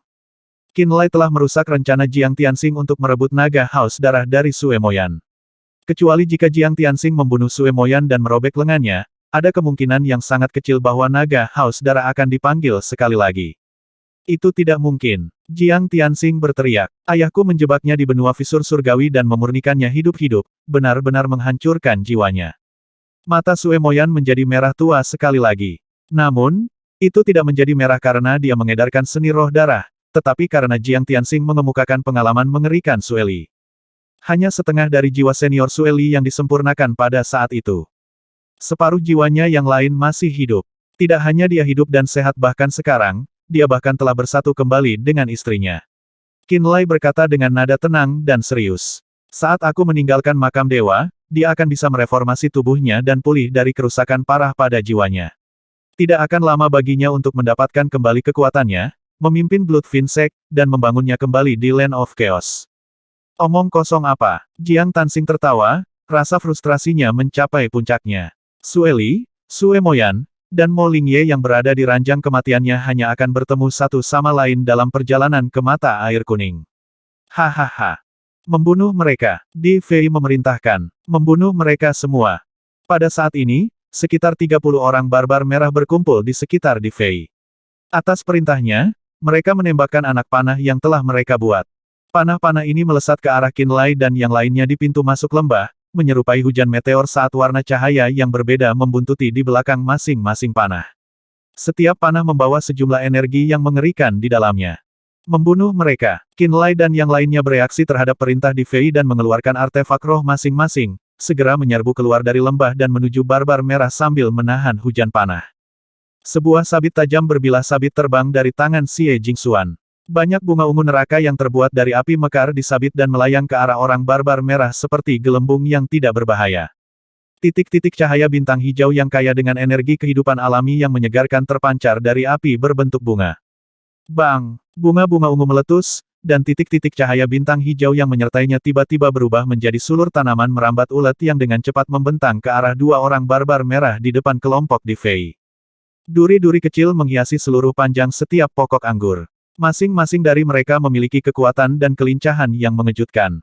Seperti ular aneh, mereka langsung melilit leher orang barbar. Retakan, tanaman merambat menyempit, mematahkan leher orang barbar itu. Matanya melotot, dan dia mati tanpa bisa berteriak. Luo Chen mendengus dingin saat dia melepaskan sinar pedang yang keras ke langit. Itu menembus hujan panah yang jatuh ke arahnya, memotong semuanya menjadi berkeping-keping. Dia menembakkan beberapa sinar cahaya pedang pelangi berbentuk bulan sabit ke orang-orang barbar merah, menyebabkan segala macam tangisan yang aneh dan penuh rasa sakit berdering di udara. Du Xiangyang terkekeh saat dua api merah menyala di masing-masing tangannya. Dia berlari lurus ke arah orang-orang barbar merah, bersinar seterang matahari yang terik. Semua orang dalam kelompok Qinlai menyerang serempak. Sebagian besar barbar merah yang hadir berada di tahap tengah alam Nether Passage. Beberapa dari mereka berada di tahap akhir dari alam Nether Passage. Secara keseluruhan, mereka berjumlah sekitar 30 orang. Namun, kelelahan mereka segera mulai terlihat saat Qinlai dan yang lainnya mengejutkan mereka dengan menyerbu ke tengah-tengah mereka dan memulai pembantaian. Merusak. Seperti sinar cahaya berdarah yang menembus orang-orang barbar merah, Qinlai menahan angin dingin dari tanah es terlarang sambil terus-menerus memadatkan energi guntur dan kilat. Astral Thunder Hammer di tangannya meningkatkan energi guntur dan kilatnya yang ganas, mengubahnya menjadi titik cahaya biru yang menyilaukan yang terbang langsung ke barbar merah. Meskipun mereka semua mempertahankan perisai cahaya dari berbagai warna, barbar merah segera menemukan bahwa cahaya astral akan meledak langsung melalui perisai mereka, menghancurkan mereka seperti kulit telur. Begitu perisai cahaya mereka meledak dan tubuh mereka terkena angin dingin yang keras, para barbar segera mulai menggigil tak terkendali. Begitu orang barbar merah kehilangan perlindungan perisai cahaya mereka, serangan Luo Chen, Du Xiangyang, dan Xie Jingxuan menembak dari belakang Qin Lai dan menyerang mereka. Banyak dari mereka langsung mengalami luka parah atau meninggal di tempat. Jeritan terus-menerus bergema dari antara mereka. Tuan Muda, selamatkan kami, Tuan Muda. Kami tidak bisa menangani mereka. Orang-orang barbar merah tanpa sadar mundur saat mereka berteriak. Saat kelompok Qin Lai menyerang mereka, formasi mereka mulai runtuh. Di Fei, putra bumi, yang terkenal, telah bergabung dengan roh bumi sebelumnya dan menciptakan dinding batu es untuk memblokir naga haus darah. Hal ini mengakibatkan dia mengeluarkan terlalu banyak energi roh dan menderita pukulan pada jiwanya. Kekuatannya telah turun secara signifikan, dan dia tidak bisa berbuat apa-apa tentang anggota sukunya yang dirugikan. Naga haus darah adalah artefak roh kelas surga dan harta pamungkas Sekte Bloodfin. Sue Moyan telah menghabiskan sejumlah besar energi roh dan energi darah untuk mengendalikannya, menggunakan kekuatan mengerikannya untuk membunuh lebih dari selusin elit barbar merah dalam sekejap. Jika Di Fei tidak meminjam kekuatan roh bumi, tidak akan ada cara baginya untuk melawan naga haus darah. Sekarang, seperti Sue Moyan, dia telah menghabiskan terlalu banyak kekuatan selama bentrokan intens pertama. Dia tidak bisa mengumpulkan kekuatan untuk meluncurkan gelombang serangan baru. Melihat bahwa anggota sukunya berada dalam posisi yang kurang menguntungkan dan Jiang Tianxing tidak dapat melakukan apapun dengan Qin Lai yang membuatnya sibuk, Di Fei akhirnya menjadi gugup. Hubungi Shen Ye dan Jia Yue. Di Fei tiba-tiba berteriak. Pemahaman terlihat di wajah seorang barbar merah yang telah mundur ke belakang kelompok, untuk sementara berlindung dari bahaya. Dia mengeluarkan klakson dan menggunakan kesadaran jiwanya untuk mengirim pesan, secara akurat mentransmisikan lokasi mereka. Orang barbar kulit putih dan barbar kulit hitam yang mencari roh es di dekatnya akan segera bergegas setelah mereka menerima pesan ini. Orang-orang barbar timur bersatu ketika menghadapi musuh bersama. Mereka memprioritaskan pembantaian semua praktisi bela diri Land of Chaos di atas segalanya. Jawab Shen Ye. Dia mengatakan bahwa dia hanya 10 km jauhnya dari sini. Dia harus segera tiba. Jia Yue juga menjawab. Dia bilang dia akan segera datang. Orang barbar yang memegang klakson memiliki tatapan menyeramkan di matanya saat dia tertawa keras. Berita ini mengangkat semangat setiap barbar merah dalam jangkauan pendengaran. Moral mereka terlihat meningkat. Tunggu sebentar lagi, seru Di Fei. Begitu Shen Ye tiba, tidak ada musuh kita yang akan dibiarkan hidup. Berita menyebar di antara orang-orang barbar merah bahwa Shen Ye dan Jia Yue akan datang, dan setiap orang barbar yang akan mundur segera mendapatkan kembali akalnya. Mereka menyesuaikan kembali formasi mereka dan mulai menjalankan rencana untuk menangani dan menunda kelompok Qin Lai. Orang-orang barbar merah yang baru saja akan runtuh mendapatkan kembali semangat juang mereka setelah Shen Ye dan Jia Yue mengirim kabar bahwa mereka akan segera memperkuat mereka. Di Fei mendengus acuh tak acuh dan duduk di belakang anggota sukunya. Mata roh bumi terbuka di atas matanya sendiri dan bersinar dengan cahaya yang suram dan kejam. 3 barbar merah langsung bergerak di belakang Di Fei. Setelah meluangkan waktu sejenak untuk saling menatap mata, mereka masing-masing mengacungkan belati, mengertakkan gigi, dan menyayat jari mereka. Darah merah segar mengalir dari luka di ujung jari mereka. Dengan mata penuh keganasan, ketiga orang barbar itu mengoleskan darah ke tato di leher, bahu, dan dada mereka. Ini membuat tato mereka tampak lebih tebal, menyebabkan mereka bersinar dengan jejak kejahatan dan teror berdarah. Setiap orang barbar memiliki tato mereka sendiri. Ketiganya tumbuh lebih cerah dan lebih jelas di tubuh mereka. Salah satunya adalah kupu-kupu yang menari, yang satu adalah binatang roh seperti landak, dan yang terakhir tampak seperti rumput roh yang sedang mekar. Pengorbanan. Seru ketiga orang barbar merah itu serempak. Saat mereka melakukannya, darah, energi roh, energi jiwa, dan kesadaran pikiran mereka bergabung menjadi arus energi tak berbentuk yang membanjiri tato mereka. Cahaya aneh muncul dari mata ketiganya saat mereka tiba-tiba menatap Luo Chen dengan senyum muram yang aneh. Luo Chen berdiri di tengah-tengah barbar merah, pedang siap. Dia memancarkan aura pedang yang sepertinya mampu mengoyak langit. Kemanapun dia mengarahkan pedangnya, sinar cahaya pedang yang kuat akan mengalir keluar seperti sungai yang deras. Tidak ada orang barbar di dekatnya yang bisa menandingi dia. Mereka semua mundur, tidak berani mendekatinya. Namun, saat ketiga orang barbar bertato itu menatap Luo Chen, rasa sakit muncul di wajahnya yang angkuh dan acuh tak acuh. Pada saat berikutnya, Luo Chen mendengus seolah-olah dia menderita pukulan berat. Pedang di tangannya menjadi redup juga. Luo Chen berseru menyakitkan. Dia jatuh berlutut, tampak babak belur, dan langsung kehilangan kemampuannya untuk bertarung. Bagus sekali. Di Fei berteriak, memuji tiga pria di belakangnya. Pujiannya menyemangati mereka, dan mereka mengalihkan pandangan mereka ke Du Xiangyang. Begitu mereka menguncinya, api merah di sekitar tubuhnya padam sekaligus. Detik berikutnya, jejak darah menetes dari sudut mulutnya. Dia jelas menderita semacam serangan balasan. Du Xiangyang tidak tahu siapa yang diam-diam memukulnya. Dia bergidik dan mengamati orang-orang barbar merah di sekelilingnya, matanya penuh dengan niat membunuh. Lanjut, Di Fei berkata ketika dia menemukan target lain. Dia, Qin Lai itu. Ketiga orang barbar bertato itu tertawa sinis, lalu menarik napas dalam-dalam. Mengumpulkan kekuatan mereka sekali lagi, mereka mengarahkan tatapan menakutkan mereka ke arah Qin Lai. Qin Lai saat ini mengamuk di seluruh barbar merah, tertawa terus-menerus. Dengan setiap ayunan tangannya, dia mengeluarkan sinar cahaya berdarah dan petir yang menggelegar. Jiang Tianxing. Qin Lai berteriak dengan nada mengejek, melewati kerumunan pertempuran dan langsung menuju Jiang Tianxing. Apakah kamu berani melawanku?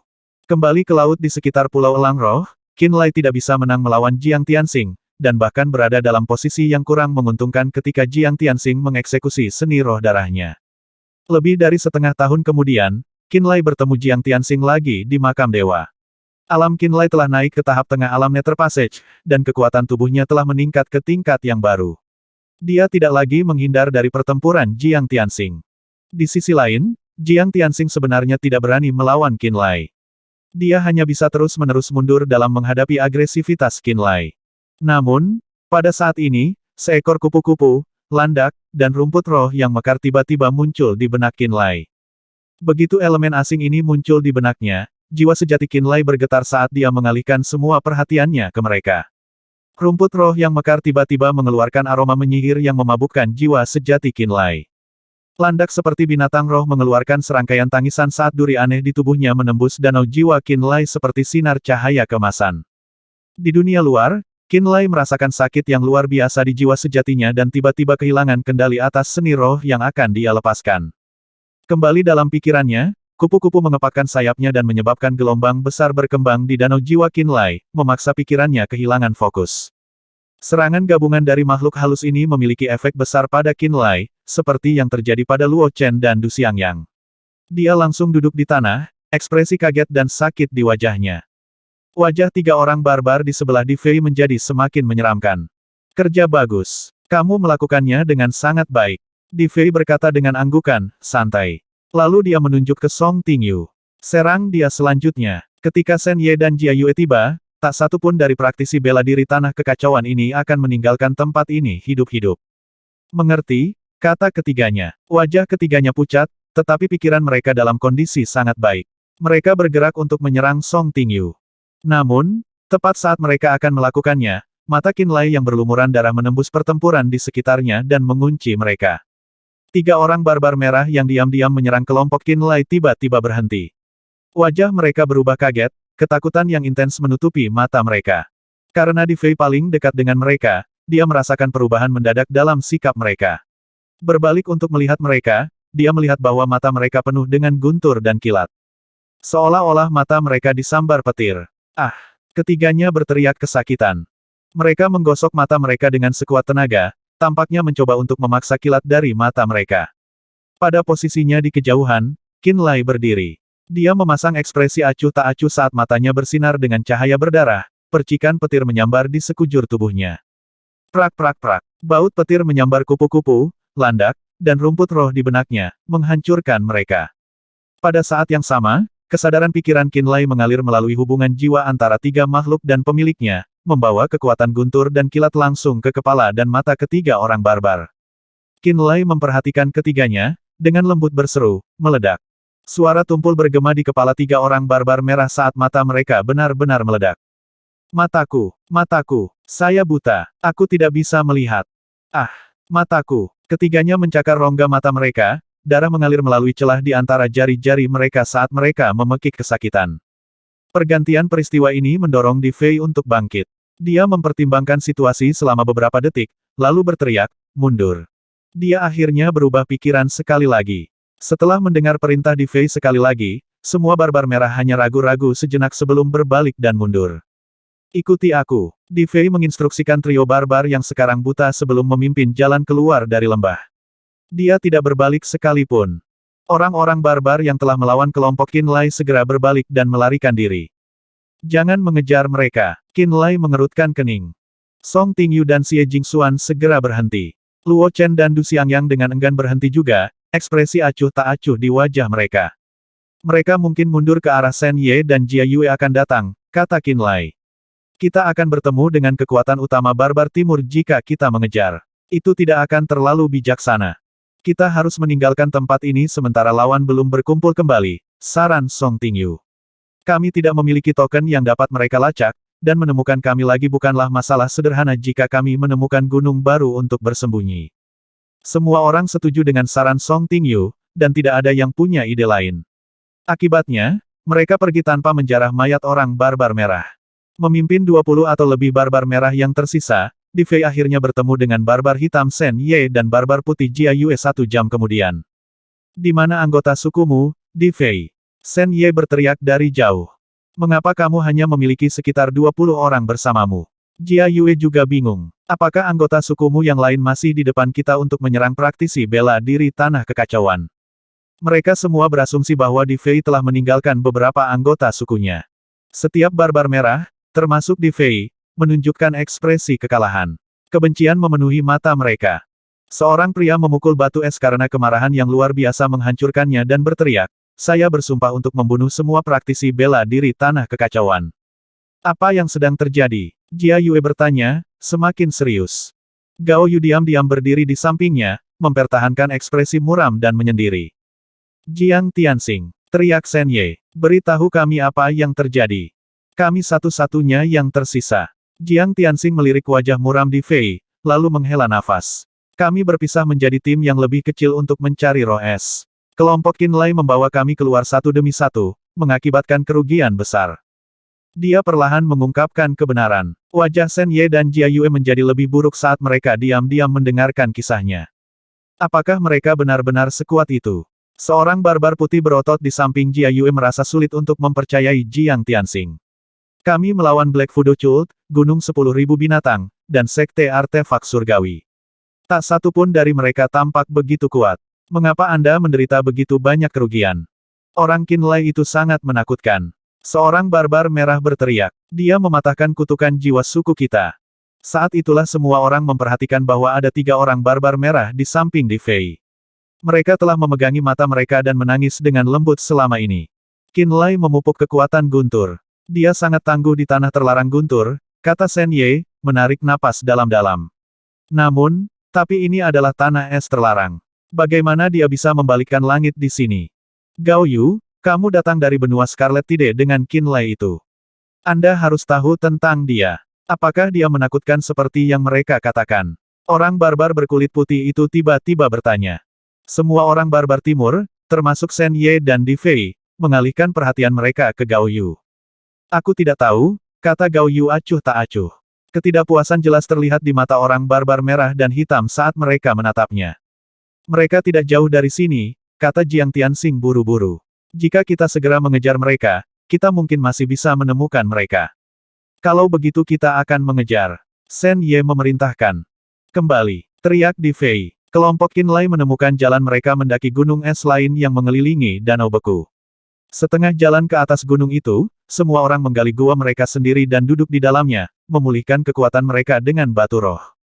Kamu harus menggunakan mata air kehidupan, kata Qin Lai di salah satu gua. Satu-satunya orang lain di gua ini adalah Sue Moyan. Darah telah mengalir keluar dari wajahnya, membuatnya pucat pasi. Dia telah menggunakan lebih dari setengah energi roh darah dalam darahnya. Naga haus darah adalah alat pembunuh yang mendominasi. Karena Sue Moyan menggunakannya meskipun alamnya rendah, itu telah menghabiskan sejumlah besar energi darahnya untuk menandingi kekuatannya yang sangat mematikan. Qin Lai bisa merasakan berapa banyak energi darah yang dia habiskan. Dia tahu bahwa dia dalam kondisi yang sangat buruk, itulah sebabnya dia sengaja datang untuk merawatnya. Ibuku adalah satu-satunya yang harus menggunakan mata air kehidupan ini. Sue Moyan menggelengkan kepalanya dengan kuat. Aku harus menyimpannya untuknya. Pertempuran itu menghabiskan energi hidupmu. Qinlai menghela nafas. Jika kamu tidak mengkonsumsi mata air kehidupan sesegera mungkin kamu mungkin tidak dapat membiarkan makam dewa tetap hidup. Dia sudah bisa melihat segumpal kecil rambut putih di kepala Sue Moyan. Ini adalah tanda bahwa kekuatan hidupnya hampir habis. Pada tingkat ini, bahkan jika mereka tidak terjebak dalam pertempuran lain, waktu perlahan akan membunuhnya. Sue Moyan diam-diam duduk di dalam gua yang digali ke sisi gunung es. Matanya, yang menyerupai danau jernih, menyimpan jejak kesedihan yang tidak bisa disembunyikan. Tolong jaga agar mata air kehidupan tetap aman untukku. Sue Moyan mengeluarkan botol yang berisi mata air kehidupan. Kemudian, setelah berpikir sejenak, dia mengangkat tangan kirinya ke atas. Cahaya berdarah bersinar darinya, dan naga haus darah melayang ke udara, beberapa kali lebih kecil dari ukuran aslinya. Ambil harta pamungkas Blood Finsec juga. Tetap aman. Setelah kamu keluar dari sini, tolong temukan ayahku dan berikan keduanya dan mata air kehidupan kepadanya.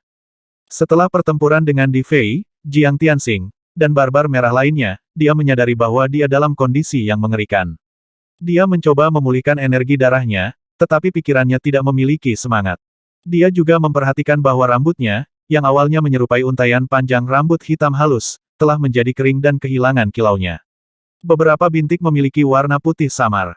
Semua perubahan aneh ini menunjuk pada satu kesimpulan. Hidupnya akan segera berakhir. Menipisnya energi kehidupan Sue Moyan atau, lebih khusus lagi, mengorbankan seluruh umurnya, hanya bisa diperbaiki dengan musim semi kehidupan. Namun, ibunya sangat membutuhkan musim semi kehidupan seperti dia dan dia memutuskan untuk mati demi ibunya. Saya tidak akan memberikan harta utama Spring of Life dan Blood Finsecte untuk Anda, kata Qinlai dengan ekspresi berat, alisnya berkerut. Entah kamu terus hidup dengan kuat, atau mata air kehidupan dan naga haus darah mati bersamamu. Keheranan memenuhi mata Sue Moyan. Bagaimana Spring of Life digunakan? Qinlai bertanya tiba-tiba. Minum cukup berhasil, jawab Sue Moyan tanpa berpikir. Sepertinya itu cukup sederhana. Qinlai sedikit mengangguk, lalu tiba-tiba berkata, biarkan aku yang membuat keputusan untukmu. Apa? Sue Moyan bertanya dengan heran. Apa yang kamu lakukan? Pada saat inilah Qinlai bergerak secepat kilat, meraih botol yang menampung mata air kehidupan. Sambaran petir yang padat melesat dari jari-jarinya saat Sue Moyan berteriak. Baut petir menyerupai pita energi prismatik yang melilit tubuh lentur Sue Moyan. Mereka memancarkan kekuatan yang melumpuhkan, mengikatnya dengan kuat. Sue Moyan telah menghabiskan terlalu banyak energi darahnya dalam pertempuran sebelumnya. Dia saat ini dalam kondisi terlemahnya dan tidak memiliki kekuatan untuk menghentikan Qinlai. Dia hanya bisa menatap Qinlai dengan ngeri, buru-buru berkata, tidak. Bukan kamu yang memutuskan. Qinlai mengulurkan tangan kirinya, dengan paksa membuka bibir Sue Moyan, dan menuangkan mata air kehidupan ke dalam mulutnya. Tidak, tidak, Sue Moyan berteriak. Di gua di sebelah mereka, Luo Chen sedang dalam proses memulihkan kekuatannya menggunakan batu roh ketika dia tiba-tiba membuka matanya, keterkejutan dan kebingungan di wajahnya. Di gua lain, Du Xiangyang menggigil saat dia mengusap dagunya, senyum main-main di wajahnya. Kamu binatang. Pan Qianqian berseru saat dia bergegas keluar dari guanya dan masuk ke gua mereka. Song Tingyu dan Xie Jingxuan duduk di gua yang sama memulihkan energi roh mereka. Mereka juga telah mendengar tangisan Sue Moyan. Namun, keduanya terus berkultivasi di dalam gua tanpa sedikit pun perubahan ekspresi. Mereka mengenal Qinlai dengan baik, dan karena itu tidak berniat untuk pindah. Qinlai, jika kamu berani menyakiti Sister Sue, aku akan memenggal kepala guk-gukmu itu. Pan Qianqian berteriak saat dia menerobos masuk. Saat memasuki gua, dia melihat bahwa Qinlai telah mengikat Sue Moyan dengan kilat, memaksa bibirnya terbuka dengan satu tangan sambil menuangkan semacam cairan ke mulutnya dengan tangan lainnya. Aku akan membunuhmu. Pan Qianqian tidak ragu-ragu untuk melepaskan serangan mematikan. Bang! Sebuah cincin perak menghantam bagian tengah punggung Qinlai. Kekuatan pukulan yang kuat menghantam Qinlai, menyebabkan seluruh tubuhnya bergidik. Dia tidak bisa membantu tetapi secara tidak sengaja mendengus kesakitan. Banjir energi roh yang mengejutkan meresap ke dalam daging Qinlai, merusak isi perutnya. Tubuh Qinlai gemetar hebat, tetapi tangannya, yang memberikan musim semi kehidupan kepada Sue Moyan, tidak bergerak sama sekali. Itu terus mengalir ke mulut Sue Moyan. The Spring of Life mengeluarkan aroma menyegarkan dan memancarkan energi kehidupan yang kuat. Tubuh Sue Moyan menyerap mata air kehidupan seperti tanah kering yang dengan rakus menyedot air hujan. Kulit abu-abu pucatnya perlahan mendapatkan kembali warna cerahnya. Gumpalan putih di rambutnya dengan cepat memulihkan keindahan dan kilaunya. Jejak putih pucat yang sepertinya sudah ada dalam dirinya sejak dia lahir juga memudar dengan cepat. Seperti pohon kuno yang sekali lagi tumbuh dengan kehidupan, atau hutan layu yang melahirkan anak pohon baru, kekuatan hidup yang luar biasa membengkak di dalam tubuh Sue Moyan. Aura energi kehidupan yang sekarang mengelilinginya terasa sangat menyegarkan dan alami, seolah-olah mereka telah dipindahkan ke rimbunan pohon kuno. Seluruh gua beresonansi dengan energi kehidupan karena perubahan medan biomagnetik Sue Moyan. Saudari Sue, setelah lama menarik serangannya, Pan Qianqian berdiri di sana dengan mulut ternganga dan menatap perubahan luar biasa yang terjadi di dalam tubuh Sue Moyan. Sepertinya Sue Moyan telah melepaskan cangkangnya yang lama dan langsung terlahir kembali dalam kobaran api. Dia memancarkan kekuatan hidup yang kuat seolah-olah dia adalah orang yang sama sekali berbeda. Pan Qianqian secara alami menyadari apa yang sebenarnya telah dilakukan Qin Lai. Kakak Qin, aku minta maaf, dia buru-buru meminta maaf.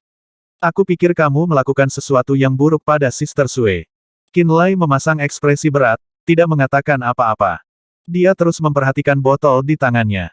Ketika dia yakin bahwa Sue Moyan telah menelan setiap tetes mata air kehidupan, dia akhirnya menghela nafas lega.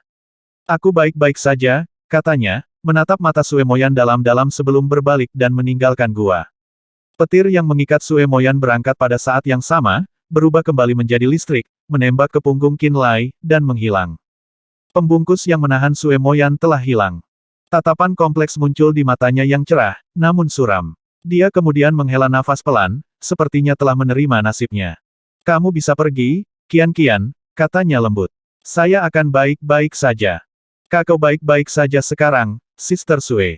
Kegembiraan menghampiri Pan Qian-Qian dan dia merasa seolah-olah dia bisa menari. Kamu tidak perlu khawatir tentang umurmu yang lebih pendek mulai sekarang. Sue Moyan sedikit mengangguk, wajahnya tanpa kegembiraan. Hal seperti itu tidak akan lagi membuatku kesulitan. Silakan pergi dulu. Saya perlu melakukan yang terbaik untuk memulihkan dan menyerap semua kekuatan musim semi kehidupan. Baik, Pan Qian-Qian pergi dengan gembira. Baiklah, aku akan segera pergi. Jika saya telah menyempurnakan dan menyerap mata air kehidupan itu, saya akan dapat dengan lancar memasuki alam pemenuhan, kata Xie Jingxuan dengan tenang di gua terdekat. Dia memasang ekspresi acuh tak acuh. Kata-kata Xie Jingxuan mengejutkan Song Tingyu. Mengapa kamu tidak memberitahu siapapun ketika kita berada di desa di tanah terlarang dari kayu itu? Karena saya tidak membutuhkannya untuk menyelamatkan hidup saya, jawabnya. Sue Moyan adalah putri satu-satunya senior Sue Li. Bagi keluarga mereka untuk melalui begitu banyak, itu mengerikan. Song Tingyu menghela nafas. Dia mengasihani keluarga Sue Li dari lubuk hatinya, dalam hati meratapi semua yang telah terjadi pada mereka. Fakta bahwa Qin Lai bersedia menyerahkan mata air kehidupan dan bahkan meminta semua orang untuk menyerahkannya juga, Xie Jingxuan berhenti sejenak, lalu dengan lembut berkata, dia benar untuk melakukannya. Aku tidak akan mengikutinya tanpa malu-malu jika dia benar-benar tidak berperasaan. Song Tingyu melontarkan senyum indah. Jika dia, aku tidak akan terus mengejarnya terlepas dari hubungannya dengan Ling Yuxi. Dan bagaimana dengan di masa depan? Xie Jingxuan bertanya, ekspresi tenang di wajahnya. Apa yang akan kamu lakukan jika dia bertemu Ling Yuxi lagi? Pria yang baik harus diambil dengan tanganmu sendiri. Mata Song Tingyu berbinar cerah. Selama dia belum menikahi Ling Yuxi, aku akan memiliki kesempatan untuk merebutnya dari bawahnya. Saya berharap Anda beruntung, kata Xie Jingxuan acuh tak acuh. Hei omong-omong, kaulah yang pertama kali mengenalnya. Song Tingyu mengubah topik pembicaraan, matanya bersinar dengan cahaya aneh. Jingxuan, kami satu-satunya di sini, jadi tolong katakan padaku dengan jujur, apakah kamu pernah merasakan sesuatu untuknya?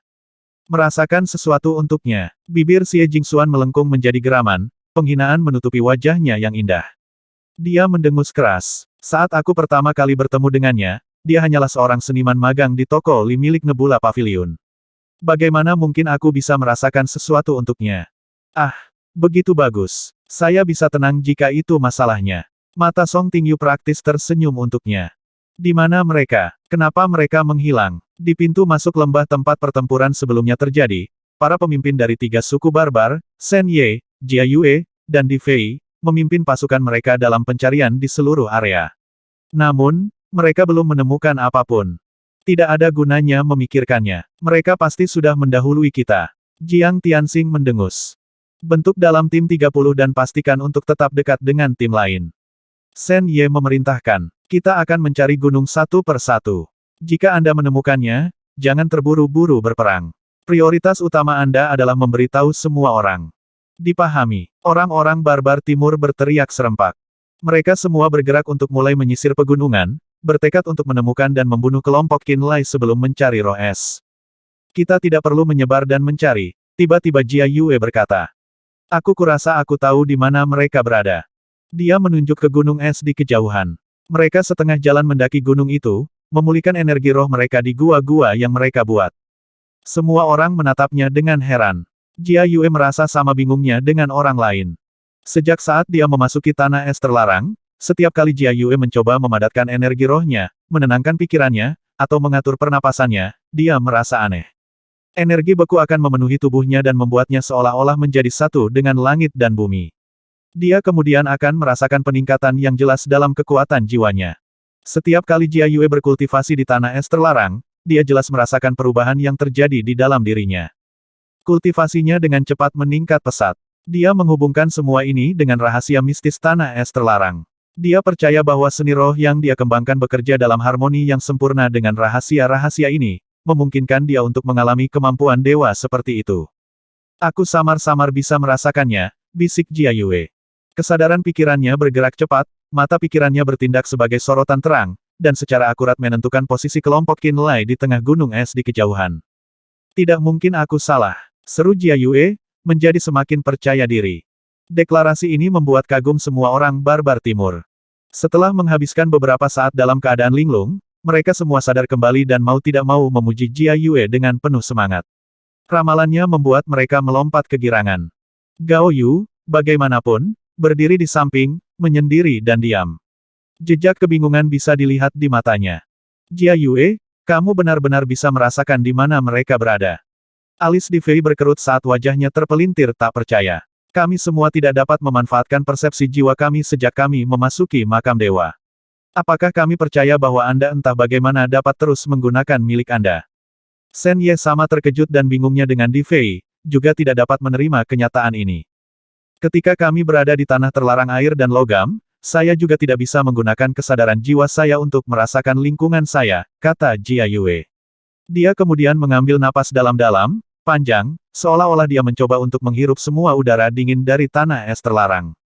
Ekspresi menyenangkan muncul di wajahnya dan dia melanjutkan, namun, tanah es terlarang adalah cerita yang berbeda. Di sini, persepsi jiwaku tidak terpengaruh sama sekali. Kita jelas akan mengetahui apakah dia mengatakan yang sebenarnya jika kita pergi saja. Semua orang kulit putih barbar berteriak dengan gelisah. Kalau begitu, ayo pergi, perintah Shen Ye, dipenuhi dengan campuran ketidakpercayaan dan kebingungan. Di tengah gunung es, di dalam gua kecil yang hanya bisa menampung 2 orang, Song Tingyu duduk di samping Qinlai, punggungnya menempel ke dinding saat dia menanyainya karena khawatir. Kamu baik-baik saja, kan? Dia telah mendengar teriakan Pan Qianqian, jadi dia menyadari fakta bahwa Pan Qianqian mengira Qinlai memendam niat jahat terhadap Sue Moyan. Dia juga tahu bahwa gadis sekte iblis ilusi mencoba membunuhnya karena kesalahpahaman itu.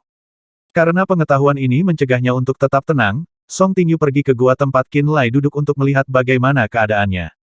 Tentu saja, Pan Qianqian tidak bisa menyakitiku sejak awal, kata Qinlai sambil menggelengkan kepalanya. Kami melawan barbar merah, dan sekarang mereka akan lebih waspada terhadap kami di masa depan. Mereka tidak akan lagi berpisah dan membiarkan kita mengalahkan mereka satu kelompok pada satu waktu, kata Song Tingyu, jelas khawatir. Tak lama lagi, barbar merah, putih, dan hitam akan bergabung. Lain kali kita bertemu orang-orang barbar timur kita akan menghadapi mereka semua. Sebelum datang ke gua Qinlai, Song Tingyu berubah menjadi gaun berwarna mawar. Itu menempel erat ke tubuh bagian atasnya dan menggantung longgar di bawahnya, menonjolkan sosoknya yang sudah mempesona. Itu membuatnya tampak lebih menggoda dari biasanya. Sosok Song Tingyu saja sudah cukup memukau untuk mempengaruhi orang lain. Bagaimanapun, di benua Scarlet Tide, dia adalah wanita paling terkenal dan cantik sejak awal. Akibatnya, ketika dia dengan susah payah meluangkan waktu untuk membuat dirinya cantik untuk Qinlai, dia memastikan untuk berhati-hati dan menunjukkan semua kecantikannya. Dia menyerupai bunga yang sedang mekar terlalu indah untuk diambil sekaligus.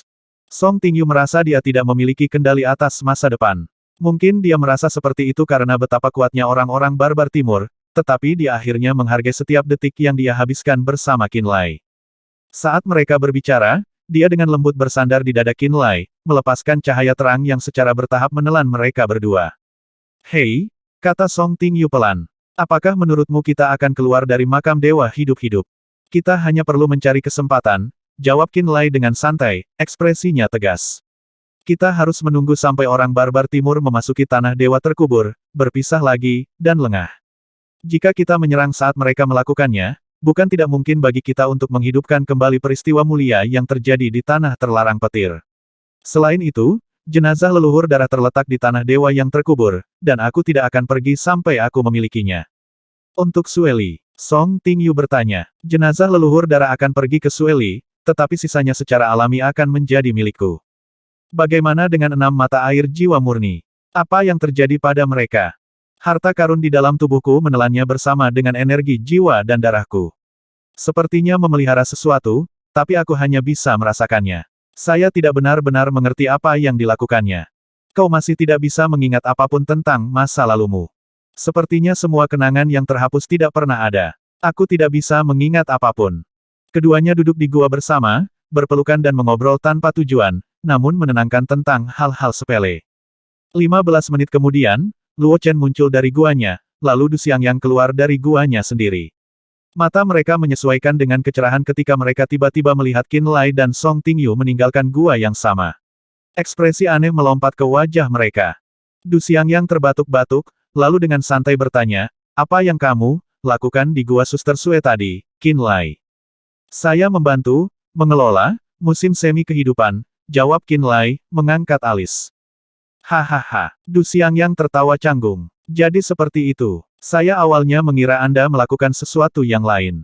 Pikiranmu sangat kotor," seru Song Tingyu, wajahnya penuh dengan penghinaan. Wajah Luo Chen memerah. Memang, Sue Moyan menyela saat dia juga berjalan keluar dan datang.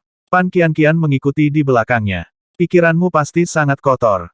Du Xiangyang dan Luo Chen merasa lebih malu. "Apa langkah kita selanjutnya, Qin Lai?" Xie Jingxuan bertanya, mendekati kelompok itu. "Apakah kita masih akan memasuki Danau Beku?" "Tidak," jawab Qin Lai, menggelengkan kepalanya. "Kami akan menunggu orang barbar timur masuk dulu. Jika Dimensiling Tombstone tidak muncul, roh es mungkin tidak akan bergerak. Anda mungkin harus pergi dulu." Du Xiangyang memanjat di atas balok es dan melihat ke seberang permukaan danau beku yang mempesona di dekatnya. Roh es seharusnya ada di dasar danau tapi memecahkan lapisan es yang begitu tebal tidak akan mudah. Apakah batu nisan penyegel iblis memiliki cara untuk menembus es? Qin Lai bertanya dengan heran. "Mungkin." Du Xiangyang mengangkat bahu, tidak berani membuat klaim yang tidak pasti. Qin Lai ragu-ragu sejenak. Kemudian dia mengangguk, berkata, "Kurasa aku akan membantu orang-orang barbar timur." Suara mendesing. The Dimensiling Tombstone muncul dari cincin spasial Qin Lai. 7 cahaya ilahi yang mempesona tiba-tiba melesat keluar dari batu nisan, bergabung bersama untuk membentuk rantai yang panjangnya ribuan meter. Rantai cahaya yang gemerlap membubung di langit seolah-olah sedang berjalan di galaksi, menyeret Dimensiling Tombstone di belakangnya. Jejak lampu warna-warni tertinggal di belakang batu nisan saat melesat ke arah danau beku yang luas. Batu nisan penyegel iblis. Di atas puncak gunung es yang jaraknya 5.000 meter, orang-orang barbar timur melihat ke arah danau yang membeku dan pecah menjadi keributan.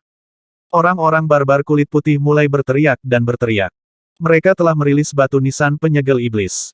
"Kami pasti menuju ke arah yang benar." Namun, beberapa orang barbar timur mulai bingung. "Apa yang harus kita lakukan? Haruskah kita pergi mencari mereka? Mungkin kita harus mengejar batu nisan penyegel iblis. The Dimensiling Tombstone dapat menentukan lokasi 7 roh serta menyegel mereka." Sekarang setelah itu muncul, semua orang barbar timur mulai merasa cemas. Ini karena mereka tahu bahwa batu nisan penyegel iblis pasti pergi untuk menemukan roh es. "Mari kita lupakan kelompok Qin Lai, dan ikuti Dimensiling Tombstone," teriak Shen Ye. "Mari kita temukan roh es dulu. Mereka seharusnya mengikuti batu nisan penyegel iblis." Di Fei menambahkan, "Selama kita mengikutinya juga, kita pasti akan berpapasan dengan mereka lagi. Baiklah, mari kita ubah arah dan bergerak menuju batu nisan penyegel iblis." Jia Yue memerintahkan. Dengan kemunculan tiba-tiba dari dimensi Ling Tombstone, kelompok kuat dari barbar timur segera mengubah formasi berbentuk ujung tombak mereka dan mulai bergegas menuju Danau Beku. Kembali ke gunung tempat kelompok Qinlai berada, Du Xiangyang menyipitkan matanya dan melihat sekeliling di bawah mereka. Dia menunjuk ke arah orang-orang barbar timur, berkata, itu benar-benar menarik perhatian mereka. Orang barbar putih, merah, dan hitam semuanya hadir. Lebih dari 200 dari mereka pada awalnya menuju ke arah kita. Syukurlah kami merilis batu nisan penyegel setan, kata Song Tingyu dengan takjub. Mereka mungkin akan mengepung kita jika kita tidak melakukannya. Bagaimana mereka tahu di mana kita berada? Xie Jingxuan bertanya, ekspresinya serius. Karena Jia Yue, Qinlai menarik napas dalam-dalam. Dugaanku adalah roh es itu merusak gadis kulit putih barbar itu tanpa dia sadari. Dia mungkin memiliki kemampuan persepsi roh es dan pada akhirnya akan mendapatkan kendali luar biasa atas tanah es terlarang. Namun, dia mungkin bahkan tidak menyadarinya. Maksudmu, roh es hampir sepenuhnya mengambil alih jiwanya. Song Tingyu berseru kaget. Seharusnya begitu, jawab Qinlai dengan sungguh-sungguh. Bukan urusan kita. Du Xiangyang menggeram. Saat mereka berbicara, dimensi Ling Tombstone telah mencapai udara di atas danau beku yang luas. Sinar cahaya suci mulai mengalir ke segala arah saat batu nisan itu menampilkan kekuatan yang mengesankan. 7 cahaya ilahi yang menyilaukan menembus dari langit seperti naga kuno. Meskipun mereka sangat jauh, kelompok Qinlai masih bisa mendengar gemuruh keras yang datang dari dalam bumi. Mereka bisa melihat gletser dan pegunungan di sekitarnya berguncang dan retak. Lapisan es tebal danau beku yang luas itu mulai pecah di bawah pemboman 7 cahaya dewa batu nisan. Retak. Bang. Cak cicik. Potongan-potongan es yang panjangnya ratusan meter dan lebih tebal dari seseorang ditembakkan dari permukaan danau yang membeku seperti tombak kristal yang tembus pandang. Setiap tombak memancarkan cahaya yang keras dan dingin. Bum bum bum. Tombak es yang sangat besar ini menabrak pegunungan es di sekitarnya, menyebabkan mereka pecah. Bang! Lebih dari selusin tombak es ini menghantam gletser yang tingginya ribuan meter, membuatnya runtuh seketika. Udara dingin menyapu pecahan es berbentuk pisau yang tak terhitung jumlahnya dari rerun Mahadewa gletser itu, meniupnya ke segala arah. Ledakan. Lebih banyak tombak es raksasa melesat dari danau beku, mengubur diri jauh ke dalam gletser lain. Mereka mengkompromikan integritas strukturalnya dan membuatnya runtuh juga. Tidak, Qinlai menangis. Semua orang dengan cemas berbalik untuk menatapnya, mata dipenuhi dengan keterkejutan. Mereka tidak tahu apa yang sedang terjadi. Tombak es dan bila es. Semua pecahan es. Mereka secara halus dikendalikan oleh roh es. Kesadaran Qinlai mengejutkan mereka semua. Cepat, lihatlah orang-orang barbar timur. Du Xiangyang menangis. Mereka hanya bisa melihat ratusan orang barbar timur melesat melalui celah di antara gletser. Orang-orang barbar berusaha melarikan diri secepat mungkin, tetapi karena mereka begitu jauh, kelompok Qinlai hanya bisa mendengar tangisan tragis samar mereka. Namun, mereka dapat dengan jelas melihat betapa berbahayanya situasi yang dihadapi orang-orang barbar timur. Beberapa massa es yang mengelilingi orang-orang barbar timur pecah, berubah menjadi bongkahan es. Seolah-olah mereka memiliki mata, tombak es dan pisau seukuran bukit terbang ke arah mereka. Banyak orang barbar timur diratakan menjadi roti daging, diparut menjadi bubur berdarah, atau dihancurkan seperti boneka kain. Yang lain tertusuk oleh tombak dan bila es, perisai cahaya mereka pecah. Mereka akhirnya dilahap oleh angin dingin tanah terlarang dari es. Dalam waktu sesingkat itu, sepertiga dari orang barbar timur mati. Naik ke puncak gunung es ini. Qinlai menangis, perasaan buruk menyelimutinya. Roh es juga mengincar kita. Kita akan dipukul.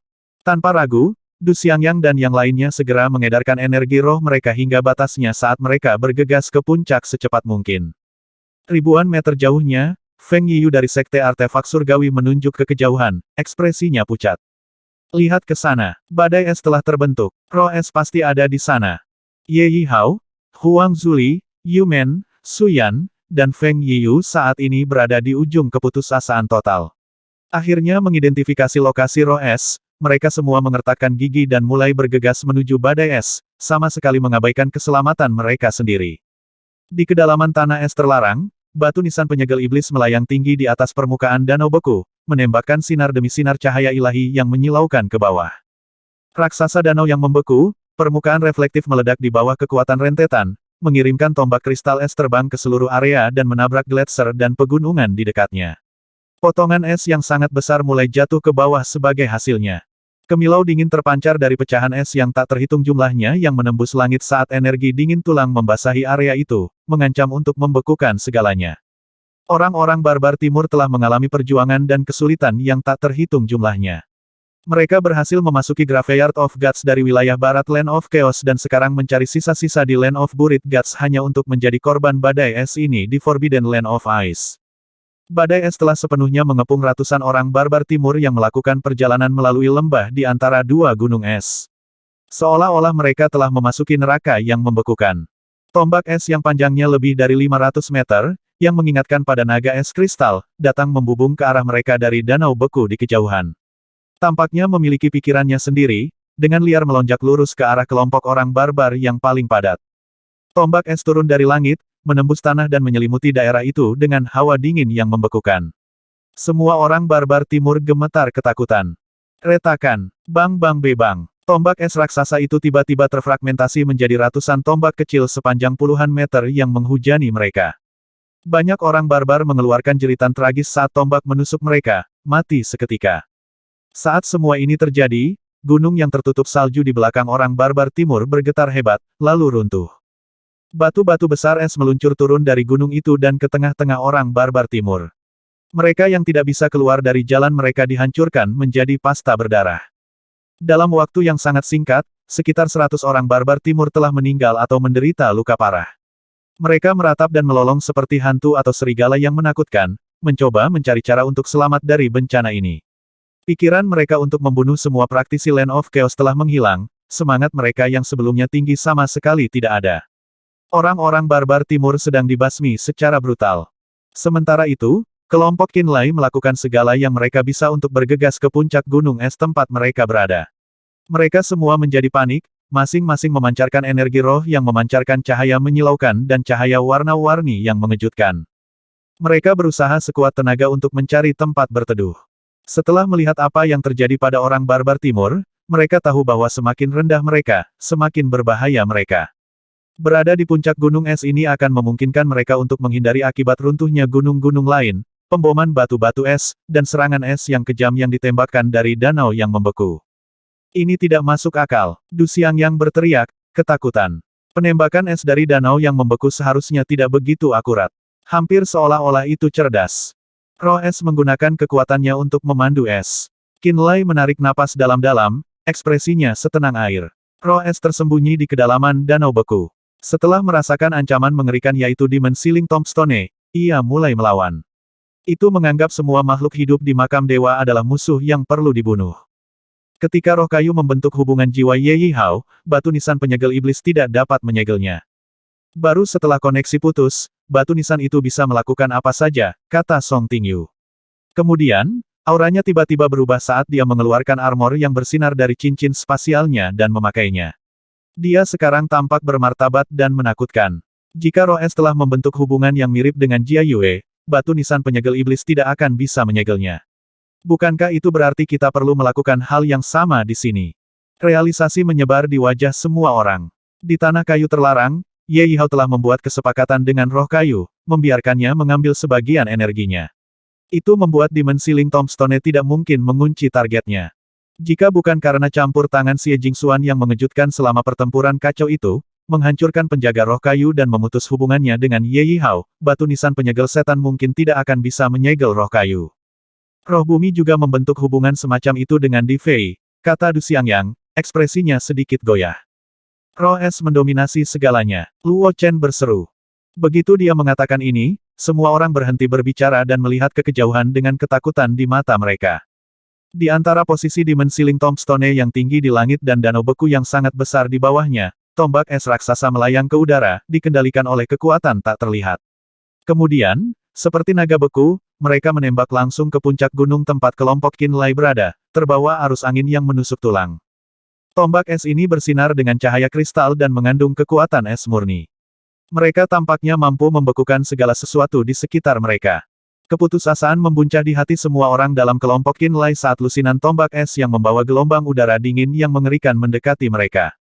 Tuan yang baik, seru Du Xiangyang dengan ekspresi muram di wajahnya. Tombak es itu jelas datang untuk kita. Tidak ada kesalahan sedikit pun dalam lintasan mereka. Kontrol roh es atas mereka terlalu menakutkan. Puncak gunung es ini akan runtuh begitu mereka menabrak. Luo Chen berteriak, tombak es itu juga bisa membantai kita pada saat yang sama. Mungkin kita bisa berpencar dan melarikan diri. Pan Qianqian menyarankan. Tidak akan ada gunanya, kata Qin Lai, memaksa dirinya untuk tenang. Roh es mengendalikan segalanya di tanah es terlarang. Selama kita tetap berada dalam domainnya, itu akan dapat melacak kita dimanapun kita pergi atau bagaimana kita mencoba bersembunyi. Bahkan jika kita berhamburan, tombak es itu akan menyesuaikan diri, dengan kuat mengunci kita masing-masing. Lalu apa yang harus kita lakukan? Pan Qianqian bertanya dengan cemas. Lokasi kelompok Qin Lai bisa dibilang cukup jauh dari danau beku. Karena tombak es begitu besar, mereka tidak benar-benar bergerak secepat itu. Mereka masih punya waktu untuk bersiap. Batu nisan penyegel iblis sedang dalam proses menembus permukaan danau beku untuk memaksa roh es keluar. Karena itu bertindak sebagai penghalang alami, saya khawatir batu nisan itu tidak akan dapat melakukan apapun sebelum dihancurkan. Qin Lai menyaksikan lusinan tombak es perlahan mendekat, kepalanya mulai berdenyut menyakitkan. Roh es pasti jauh lebih kuat daripada roh kayu dan guntur. Tanah asing ini pasti telah memberi roh penjaga makam para dewa ini beberapa manfaat yang tidak terduga. Itu menjelaskan mengapa dia berani menentang batu nisan penyegel iblis.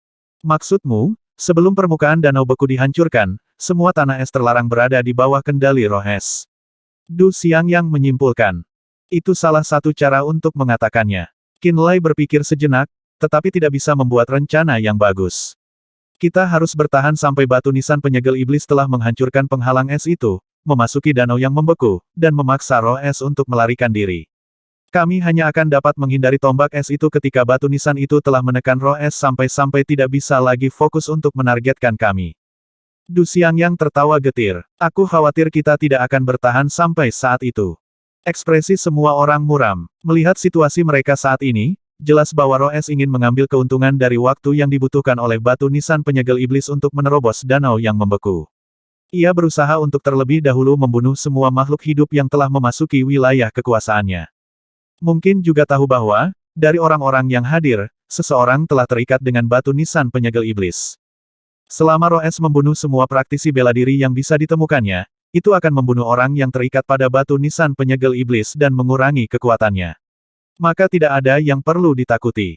Roh es dari tanah es terlarang jelas merupakan yang terkuat dan terpintar dari 7 roh. Itu juga yang paling mudah untuk membuat marah. Swosh swosh swosh. Lusinan tombak es bersiul melintasi langit yang dipenuhi es, secara bertahap mendekati puncak gunung es tempat kelompok Qin Lai berdiri. Mereka semua menjadi pucat saat melihatnya. Tidak peduli berapa banyak mereka memeras otak mereka. Di hadapan tombak es itu, yang tampaknya mampu memusnahkan segala sesuatu di tanah es terlarang, tak satu pun dari mereka yang bisa memikirkan cara untuk menghadapinya. Mereka telah menyaksikan bencana besar menimpa orang-orang barbar timur. Orang-orang barbar timur, yang awalnya berjumlah lebih dari 200, tidak dapat bertahan bahkan selama setengah jam karena lebih dari setengah dari mereka terbunuh. Shen Ye, Di Fei, dan Jia Yue yang lebih kuat juga tidak memiliki cara untuk menghadapi serangan es dan hanya bisa terus menghindar. Dari tombak es yang terbang di langit, hanya sedikit yang benar-benar pergi ke arah orang barbar. Hanya beberapa tombak es yang telah berkontribusi untuk merenggut nyawa lebih dari setengah orang barbar timur, menyebabkan mereka putus asa di neraka mengerikan yang mereka temukan. Adapun kelompok Qin Lai, mereka menghadapi puluhan tombak es, lebih dari 10 kali lipat jumlah yang menyerang barbar timur. Tiba-tiba, Sue Moyan angkat bicara. Aku seharusnya bisa menghancurkan beberapa tombak es. Semua orang langsung menoleh untuk melihatnya. Aku bisa menghancurkan beberapa dari mereka dengan menggunakan harta pamungkas Bloodfin Sex sekali lagi. Sue Moyan memasang ekspresi tenang. Namun, saya tidak memiliki kekuatan yang cukup untuk menghancurkan mereka semua. Saya sudah menghabiskan banyak energi roh darah saya di pertempuran sebelumnya. Jangan ceroboh. Kamu tidak bisa sembarangan memanggil naga haus darah lagi. Qin Lai berteriak. Semua yang dilakukan musim semi kehidupan adalah membantumu memulihkan vitalitasmu dan membebaskan diri dari umur pendekmu. Itu tidak membantu Anda memulihkan energi darah Anda, dan tidak mungkin Anda bisa memulihkannya dalam waktu yang begitu singkat. Kamu tidak bisa terus menggunakan artefak roh tirani seperti itu. Apakah kamu tidak mengolah seni roh darah juga, Qin Lai? Pan Qianqian bertanya. Tidak bisakah kamu menggunakan energi darahmu untuk mengendalikan artefak roh kelas surga itu? Mata semua orang tiba-tiba berbinar pada ide itu. Saya, seru Qin Lai, bingung sejenak. Ini adalah harta Sekte Bloodfin dan telah terikat dengan jiwa Sister Sue. Bagaimana saya bisa menggunakan kekuatannya? Naga haus darah tidak terikat pada jiwaku, kata Sue Moyan pelan. Itu selalu menolak untuk terhubung denganku karena umurku pendek sejak lahir. Bagaimana kalau membiarkan Qin Lai mencoba? Pan Qianqian bertanya. Itu, Sue Moyan tercengang oleh proposal Pan Qianqian. Dia berpikir sejenak, lalu berkata, mungkin ada komplikasi. Naga haus darah memiliki temperamen yang mengerikan, yang dapat dilihat dari bagaimana saya tidak dapat mengendalikannya. Saya khawatir itu akan menyakiti Qin Lai, dan bahkan jika dia bisa menggunakannya, dia harus menggunakan energi darah dalam jumlah yang mengerikan. Bagaimanapun, Qin Lai akan terluka.